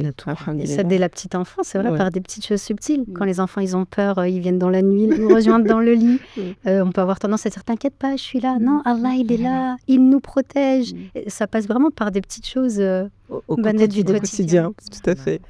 Je vous demande aussi, je vais faire une petite pause là, en tout cas de nous soutenir avec la cagnotte Tipeee, parce que voilà, on partage des très bons moments autour de très belles thématiques dans des lieux, vous voyez ici on a un décor Ramadan, mais que ce soit Ramadan ou autre, avec une superbe régie. Et je tiens aussi à demander des doigts pour l'équipe de bénévoles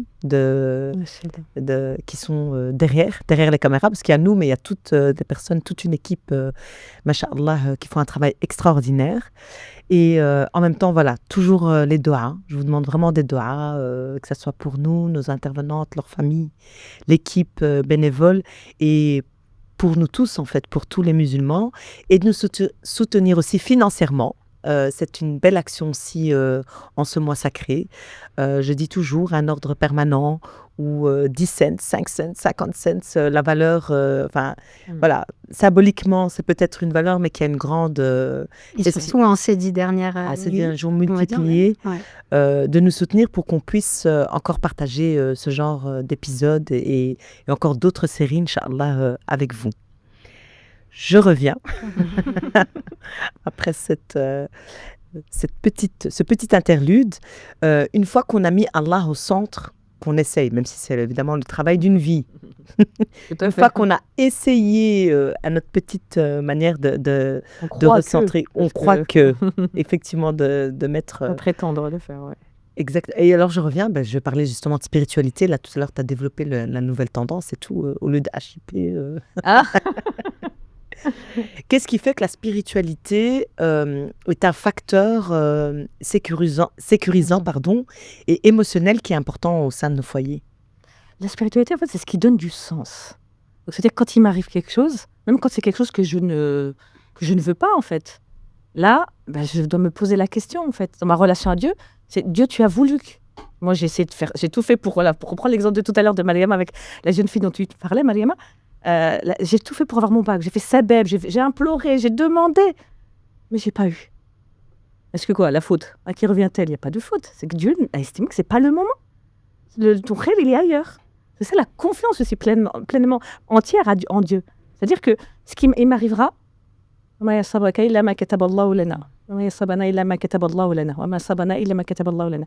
arrivera que ce que Dieu a écrit pour nous, et ce qu'il va écrire, il n'y aura que du khair. Il n'y aura que du bien. Maintenant, c'est ça la différence entre la douleur et la souffrance, limite. La douleur, c'est j'ai mal, parce que c'est pas ce que je voulais, mais je vais accepter parce que je me dis, j'ai donné ce sens où la volonté de Dieu est au-dessus de la mienne. C'est aussi ça, reconnaître Dieu, c'est ça, croire en Dieu, c'est croire en une entité suprême qui est au-dessus de tout, qui régit tout, qui sait tout et qui peut tout. Pour donner un exemple, en psychologie, et Myriam validera ce que je vais dire, à l'âge de 7 ans, c'est l'âge des insécurités, de l'anxiété, etc. Et subhanallah, qu'est-ce qu'on nous donne comme élément pour nous protéger et nous éloigner de cette peur de la mort, de perdre un proche, etc. Allah nous prescrit la prière. Il dit, ordonnez à vos enfants dès 7 ans de faire la prière. Et le fait de nous ordonner à 7 ans de faire la prière, ce n'est pas pour rien en fait. C'est parce que justement, je vais venir te sécuriser face à tes insécurités. Tu prends conscience que maman et papa, tu peux les perdre. Mais sache que papa et maman, en fait, ils vont me retrouver. Et ils vont me retrouver. Et la plus belle des récompenses, c'est accroche-toi à la prière parce que papa et maman, je peux les prendre, mais moi, je serai toujours là avec toi. Et je pense que c'est important de revenir à pas revenir avec ces ordres, obligations, etc. C'est que vraiment, tous les éléments comme le ramadan vient nous sécuriser aussi, tu vois. Il vient nous apporter cette sécurité émotionnelle. Il vient nous apporter cette sécurité de connexion avec moi-même. Aujourd'hui, on essaie de nous déconnecter. Aujourd'hui, on essaie de parler avec des robots, à se dire qu'on n'a pas cette capacité de... On veut faire face à cette solitude subie. Mais subhanallah, quand on est seul, le prophète Mohammed sallallahu alayhi wa sallam, il allait dans la grotte, il cherchait, il choisissait cette solitude pour être avec qui? Être avec Allah. Nous devons, dans ce mois de Ramadan, se demander, aujourd'hui, je décide d'être seul. Avec qui? Avec Allah. Et je choisis, je lis mon Coran, je vais faire des prières, je fais à manger avec l'intention de plaire à Allah et de nourrir ma famille. Et c'est là c'est là la beauté de notre spiritualité, parce qu'elle vient tout simplement remplir le premier besoin fondamental et affectif de tout être humain, c'est la sécurité intérieure. Et justement, dans cette sécurité, ce rapport à Allah Ta'ala, tu disais seul, mais seul ensemble. Ouais. C'est ça le foyer. C'est-à-dire qu'on a chacun notre relation propre à Allah Ta'ala sans chercher à vouloir la singer, en fait. C'est l'erreur qu'on fait en tant que parents. C'est qu'on va à tout prix que notre enfant ou même notre conjoint ait la même relation que nous, la vivent comme la même relation que l'on vit avec Allah Ta'ala. On voudrait qu'ils vivent la même. Mais non, il faut leur laisser le temps. Et puis, il faut laisser à chacun... L'essentiel, c'est que ils cheminent et qu'ils comprennent en fait que Allah Ta'ala est là et que lui, ça y est, il a sa relation et il lui parle quand il a envie, il prie, etc. Puis en même temps, on a ces moments de communion. C'est avoir ces moments individuels tout en ayant ces moments ensemble. Et pour... j'ai retrouvé mon idée, je ne sais pas si je peux le dire comme ça ou pas. Par rapport à... Quand je faisais le sens, et la spiritualité, c'est donner du sens par rapport à la douleur et la souffrance. La douleur, c'est j'ai mal, mais je vais accepter d'avoir mal parce que Parce que Allah Ta'ala a voulu pour moi ça et que sa volonté dépasse tout. La souffrance, c'est j'ai mal, mais je ne veux pas avoir mal. Et je refuse d'avoir mal. Et je me bats parce que je ne veux pas avoir mal. Et je reste et je m'enferme en fait. Comme si je me noie en fait dans ça. Parce que je ne veux pas comprendre qu'est-ce que Dieu a voulu pour moi. Moi, je fais tout pour. Je suis dans un processus, admettons, de PMA. On fait tout pour, on fait les injections, etc. Je pense à un couple comme ça. Mais il n'y a pas. Qu'est-ce que Dieu veut me dire là? C'est ça en fait. Qu'est-ce que Dieu... C'est Sidna Younous, alayhi salam. La ilaha illa anta subhanaka inni kuntu mina zalimin. Moi, je suis dans les 3 ténèbres. Comment ça se fait que j'atterris dans cette baleine, dans cette poisson? Qu'est-ce qui se passe? Et ça, c'est la 2A pour moi de la remise en question, de l'introspection. Qu'est-ce qui se passe? Et pour parler, de rebondir sur la sécurité, c'est vrai que c'est beau quand on enseigne à travers les attributs d'Allah aussi, quand on se dit on enseigne ça souvent aux enfants, mais Allah il te voit de partout, moi je suis pas là tout le temps, mais il te voit, Allah il ne dort jamais, Allah il est toujours là en tout temps, il est capable de tout, ala kulli shay'in qadir. Et ça apporte de la sécurité à un enfant. Parce que nous, en tant qu'être humain, on tombe malade, des fois, on n'est pas disponible émotionnellement, c'est compliqué, on vit des épreuves. Il faut être dans la communication. On peut mourir aussi. Ouais. Et on peut mourir, oui, c'est tout à fait. Mais vraiment très, très jeune, si possible. Bon, après, rien... Parce que des fois, quand on dit ça, oui, très jeune, oui, mais moi, mon enfant, il a 15 ans, je fais comment? Rien, c'est jamais trop tard, on peut toujours enseigner quelque chose. Mais d'inculquer ça, déjà, quand on est jeune, et à chaque stade, voir comment on peut faire. Aussi de partager à son enfant qui est ado, par exemple. Ok, moi, c'est vrai qu'avant, c'était difficile pour moi. Et maintenant, je suis en train d'apprendre, lui partager ça.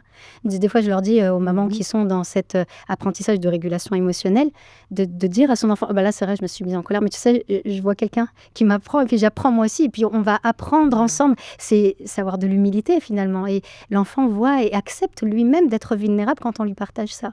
Donc je sais pas comment j'ai dévié là-dessus, mais... Non, c'est vrai, mais surtout dans ma 15 ans, c'est un jeune adulte. Ça y est, là, l'esprit critique est là, donc il voit que son parent il faut partager avec lui. Il faut pas faire comme ça. Les enfants, ils ressentent chaque chose. Et ces foyers où tu vois que... ou en général, ces foyers où on voit que la spiritualité est au centre. Est-ce qu'on voit réellement directement une différence avec les... logiquement, vous allez me dire oui. Mais c'est vrai que j'espère, en tout cas. Mais l'évolution... Oui, on espère. Ouais. Mais l'évolution, tu vois, par exemple, si une fois que ces personnes... une fois qu'on se dit, OK, maintenant je rééquilibre, j'essaye de rééquilibrer parce que c'est un cheminement de toute une vie.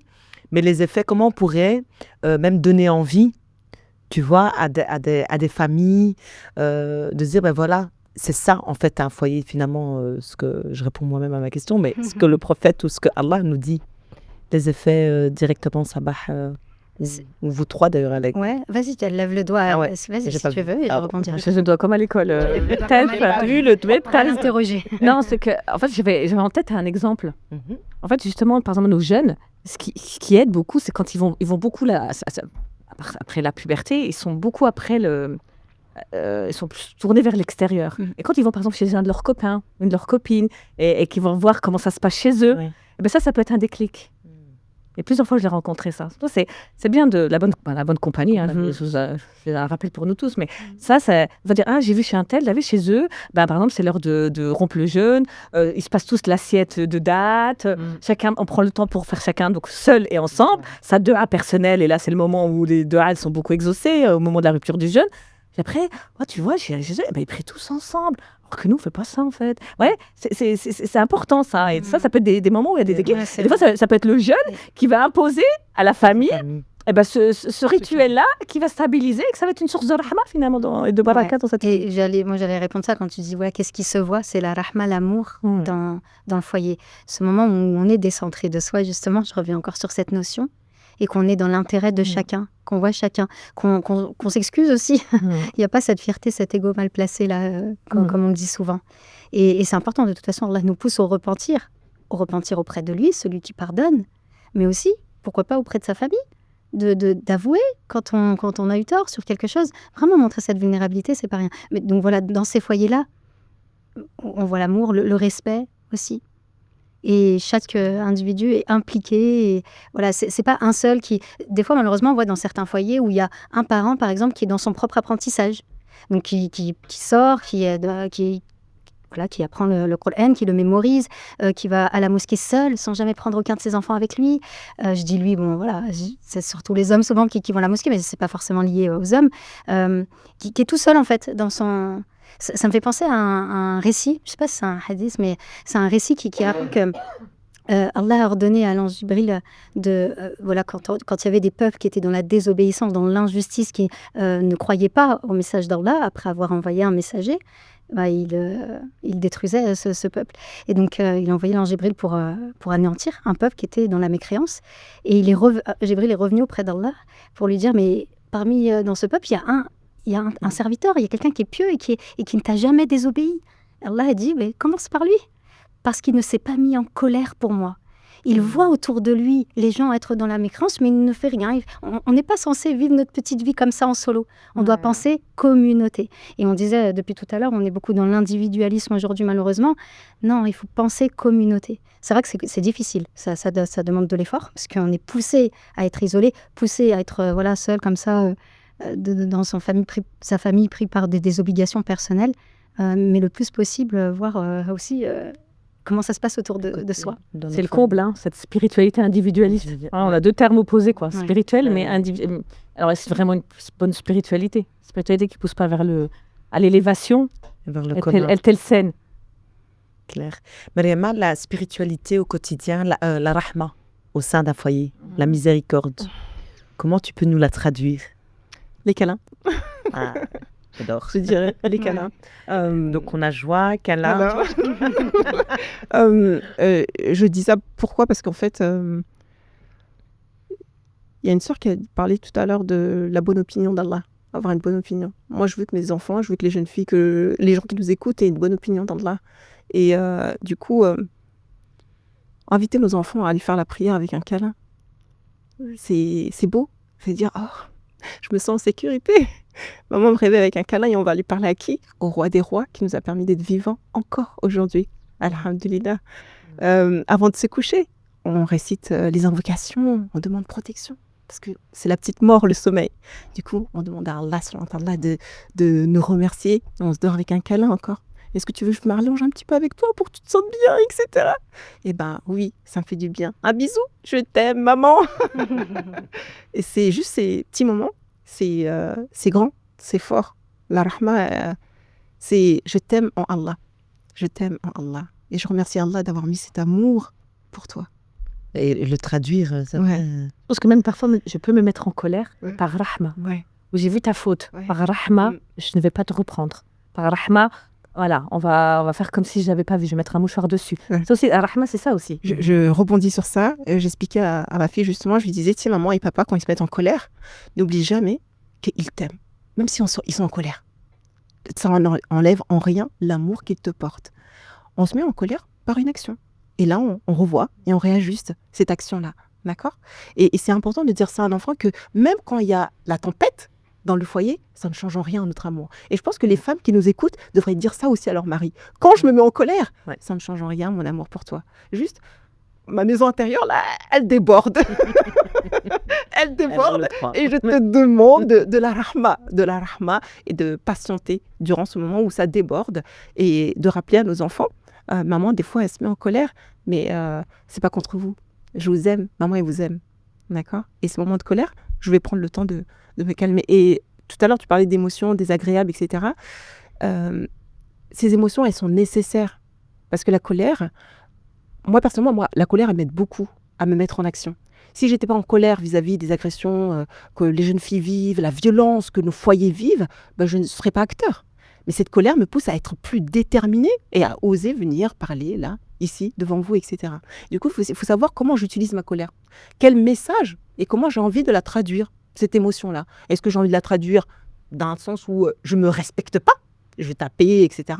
Ou j'ai envie de la transformer en force qui va me donner d'être un acteur positif dans la société. Et c'est vrai que je rebondis du coup, la question que tu posais, c'est qu'est-ce qu'on voit quand Allah est au centre du foyer. Et toi qui parles de colère, de prendre en compte justement le tempérament de chacun de nos enfants. Ils sont tous différents et de pouvoir les éduquer en fonction alors le tempérament, il ne se change pas. On ne peut pas, une personne qui est plutôt introvertie, réservée, on ne va pas en faire quelqu'un d'extraverti comme sa sœur et jamais comparé aussi, surtout jamais comparé. Mais de pouvoir, et le prophète Mohammed sallallahu alayhi wa sallam le faisait avec les compagnons. Et Omar ibn al-Khattab, radiyallahu anhu, il avait un tempérament impulsif et il se mettait en colère pour d'autres choses avant qu'il suive le message d'Allah. Et quand il a rejoint l'islam, eh bien, il se mettait en colère pour l'islam. Et c'était utile, il était important, ce compagnon-là. Donc voilà, prendre en compte le tempérament de chacun. Et juste une dernière chose aussi que je rajoute, la reconnaissance. Du coup, parce que quand tu parlais, je me dis que quand on développe cet amour d'Allah, on arrive à plus être dans la reconnaissance. Parce qu'on est dans la reconnaissance d'Allah, déjà envers Allah, pour tous les bienfaits qu'on a.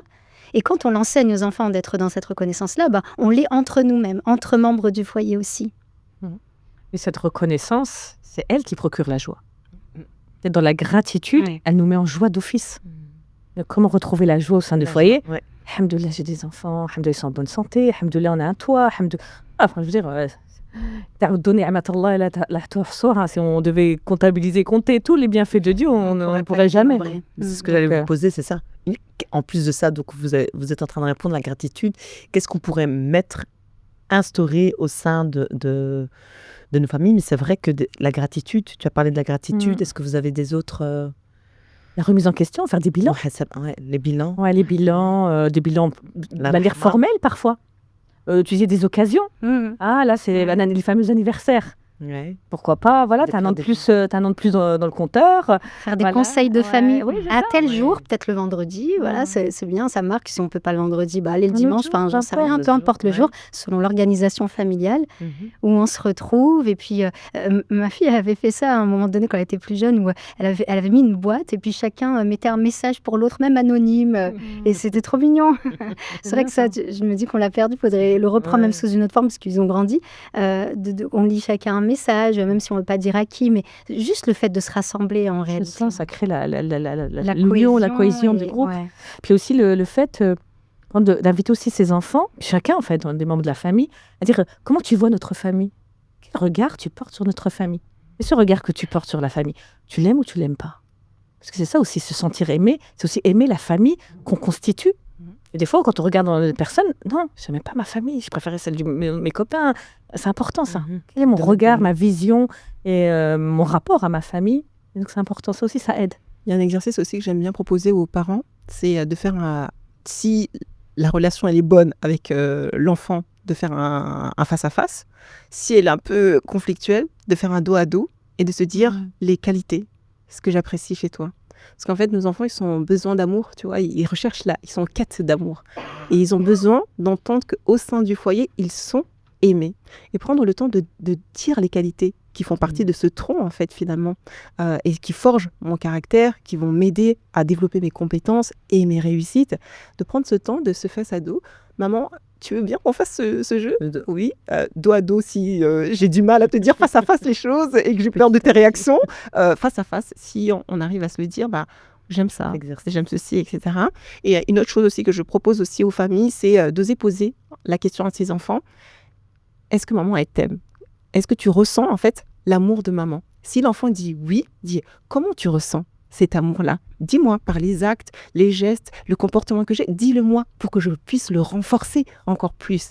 Et si l'enfant il dit non, il dit alors comment je peux réajuster ces gestes qui te prouvent que je t'aime en fait? Et là en fait l'enfant nous donne exactement ce qu'il aime.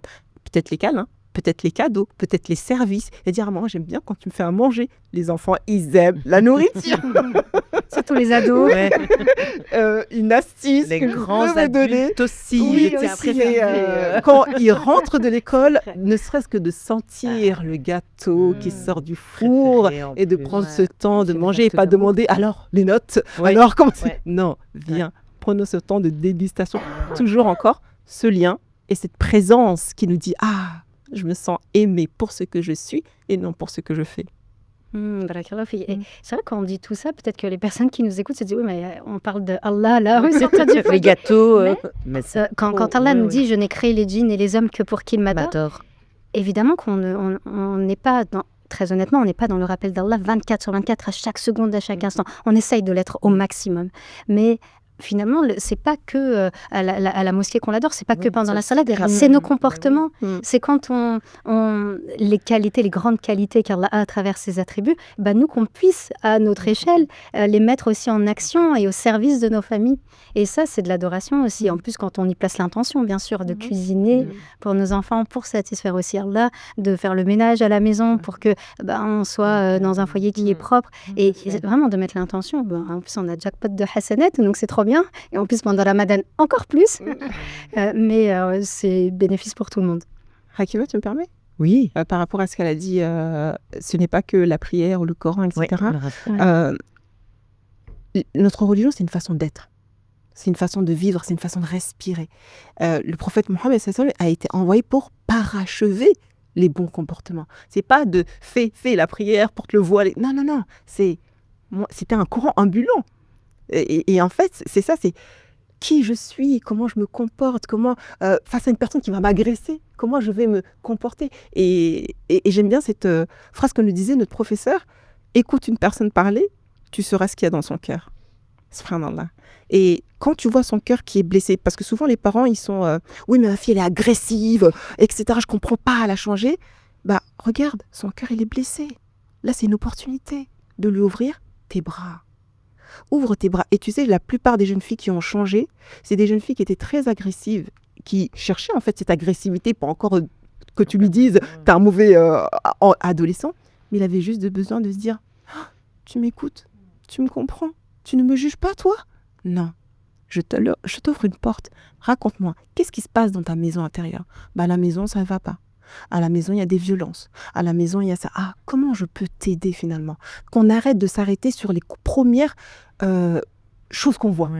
Voilà, on juge beaucoup. C'est pour ça que je parlais de l'invisible. Et l'invisible, ce sont ses émotions, ce sont ses gestes qu'on doit percevoir. Quand notre enfant, j'ai dit quelque chose qui t'a dérangé là? Vas-y, dis-moi. C'est parce que j'ai dit, t'as pas fait la vaisselle? Excuse-moi. Comment je peux réajuster ça? En fait, vraiment, d'être vraiment à l'écoute de ces gestes qui sont faits et qu'on se dit, mais tu me manques de respect? Non. C'est qu'en fait, tu as touché quelque chose de ma maison. Ça m'a fait mal, en fait. Ça m'a blessée. Et j'aurais aimé que tu me le demandes d'une autre manière. Mais c'est très important ce que tu dis, Mariama, là. En fait, ce qui entrave à ça, malheureusement, c'est que le parent, il est sourd et aveugle à cette blessure et à la souffrance de son enfant, du moment qu'il y a encore la sienne, qui est plus fort. D'où le fait d'aider les parents. Moi, c'est c'est vraiment le parent. Il n'y a pas plus, je dis souvent, il n'y a pas plus égocentré que quelqu'un en souffrance, qui va voir. Il n'arrive pas en fait à entendre la souffrance de l'autre. Parce qu'en fait, le parent, il est en survie. Tu sais, j'aime bien donner cette métaphore de je suis en train de me noyer. Et on me demande encore de sauver mon enfant alors que je me noie là. Très belle métaphore parce que c'est ça. Ouais, je te dis, le parent, tout ce que tu dis, c'est vrai, c'est très juste et c'est comme ça qu'effectivement comprendre que c'est un jeune adulte, mais il est encore dans cette renaissance du début où c'est une seconde naissance où il va devoir tout se rejoue, l'affection, la sécurité. Mais le parent qui malheureusement lui est encore trop en souffrance, il est aveugle et sourd à tout ça. Et donc il peut pas lui donner malheureusement toute cette attention-là, tout ce temps-là de qualité qui est nécessaire, toutes ces rassurances, cette sécurité dont il a énormément besoin. Donc c'est... Mais peut-être énoncer déjà. Tu vois, peut-être, comme tu dis, dire à son enfant ou à son époux ou l'épouse, enfin, vice-versa, dire « Je suis occupée à me noyer.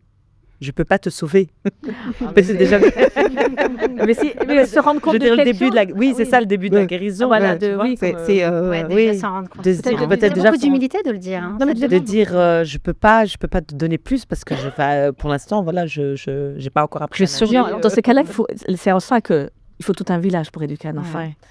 Je vais prendre un relais. Alors je dis, ma voisine, la khalti, moi, je ne peux pas, ma fille. Là, tu me renvoies des choses qui sont trop violentes pour moi. Moi, ça me renvoie trop de choses, des choses que moi, ma propre mère n'a pas fait ça, et j'arrive pas à le faire. Et en le faisant, j'arrive pas parce que j'ai encore de la colère vis-à-vis de ma mère qui n'a pas su me donner ça. Donc, j'arrive pas à te donner ce que tu as besoin parce que moi, je l'ai pas eu. Mais il faut oser demander aussi. Voilà, mais c'est ça. Donc, va chez la... Et puis en parler, c'est important. On a besoin du collectif, on a besoin d'être un groupe, on a besoin de la communauté pour s'entraider. Et donc, j'y arrive pas, mais l'oncle, avoir la tante, Et puis lui dire, s'il te plaît, passe du temps avec elle, donne-lui cet amour, cette présence, parle-lui un peu de choses qui va faire que... Ou le relais, comme Mariapa qui accompagne les jeunes filles, qui est excellent, ce projet d'accompagner nos jeunes adultes filles.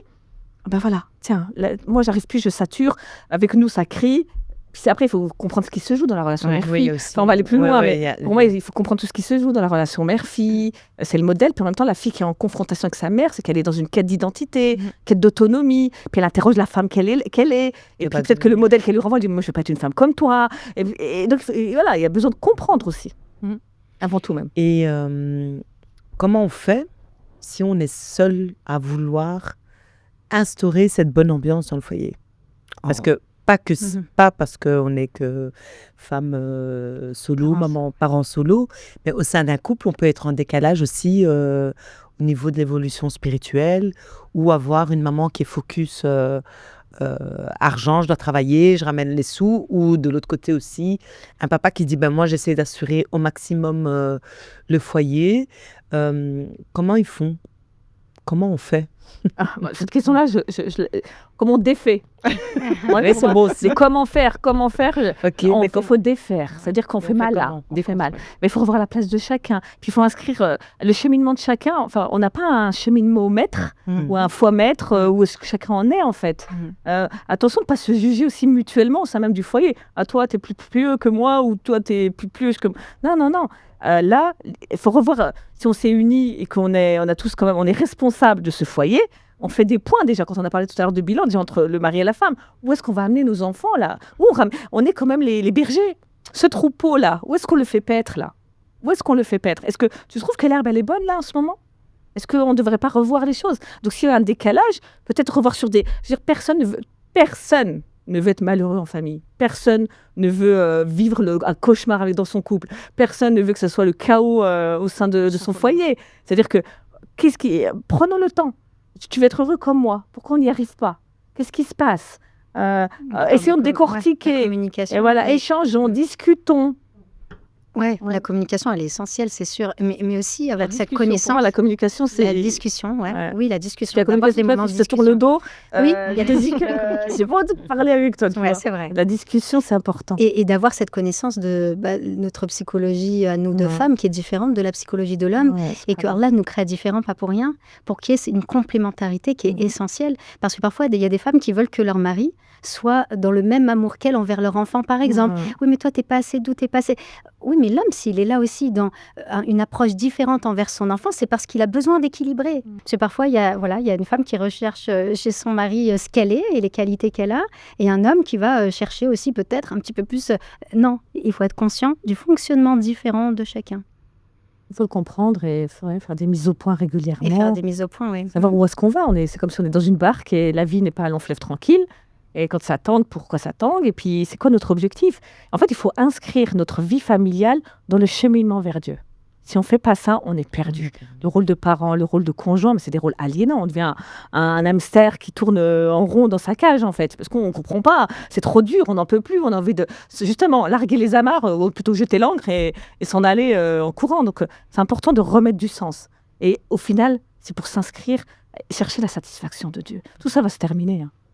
Ouais, même quand on est attaché justement à ce lien, qu'on s'accroche, moi qui accompagne parfois des femmes victimes de violences, il y en a qui partent difficilement parce que le lien, il est tellement vital pour elles que s'imaginer seule, pour elles, c'est encore un plus grand danger. Elles ne sont pas conscientes du feu qui est à l'intérieur de leur foyer.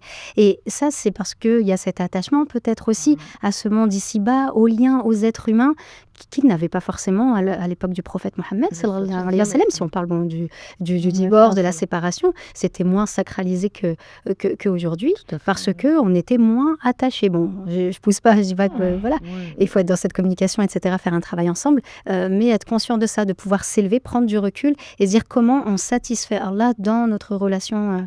Mais en fait, par rapport à cette femme, le lien d'attachement, justement, il faut revenir à sa premier attachement, d'amour. Tout un travail, parce qu'elle va se séparer de cet homme, d'accord, mais elle va se remettre peut-être avec un autre homme. Si elle n'a pas fait ce travail-là personnel, bien sûr. Elle va se retrouver dans la même difficulté. Tout à fait, oui. On n'échappera pas à ce travail sur soi. Et le Ramadan est là pour ça, en fait. Le Ramadan est là pour... C'est le mois de l'introspection par excellence. Là, maintenant, je vais vous demander à chacune, mais si c'est ce que je fais depuis le début, qu'est-ce que vous pourrez donner comme message, comme doha, verset, ce que vous voulez, vous adresser aux auditeurs et auditrices qui pourraient, pour ce mois de Ramadan, les élever dans leur réforme intérieure pour leur foyer. Mariam. On commence par moi, après tout. Que dit que Dieu est pardonneur, que Dieu pardonne tous les péchés, qu'il y a toujours de l'espoir, et c'est pas pour rien que la doha, je veux dire, suprême à la fin de ces 10 derniers jours de Ramadan, c'est Allahumma innaka afoun karim tuhibbul afwa fa'fu anna. Donc ça veut dire tu es le pardonneur, tu aimes le pardon, donc pardonne-moi. Voilà. Et on peut toujours tout rejouer, rien n'est figé, et Dieu merci, alhamdoulilah, donc gardez toujours espoir. Shaitan, il va rentrer par cette porte du désespoir, dire ça y est, de toute façon, fichu pour fichu, je fais pas d'effort, mais non, il faut toujours y croire, toujours se dire que Allah Ta'ala, il est pardonneur, Allah Ta'ala, il nous aide, et Inch'Allah, ne pas désespérer, ne désespérez pas, surtout pas, jamais. J'aime bien cette parole d'un savant égyptien qui disait « Les rêves d'hier sont les réalités d'aujourd'hui. Les rêves d'aujourd'hui sont les réalités de demain. » On est dans le mois du Ramadan. N'oublie pas de rêver grand. N'oublie pas de te mettre en action. N'oublie pas d'oser. L'effort est là pour justement nous rapprocher de nous-mêmes finalement. Je vais apprendre à me connaître parce que celui qui se connaît son Seigneur. J'inviterai toute personne durant ce mois de Ramadan de dire merci d'être rentré dans ce mois de Ramadan et de se demander, et si finalement c'était mon dernier Ramadan, qu'est-ce que j'aimerais accomplir? Comment j'aimerais que mes enfants, comment j'aimerais les quitter finalement? Aller à la rencontre de mon Seigneur. Et si on pose vraiment cette question de la finalité, parce qu'on soit croyant ou pas, la mort, c'est notre finalité à tous. Mais c'est de se demander finalement comment j'ai envie de finir ce monde.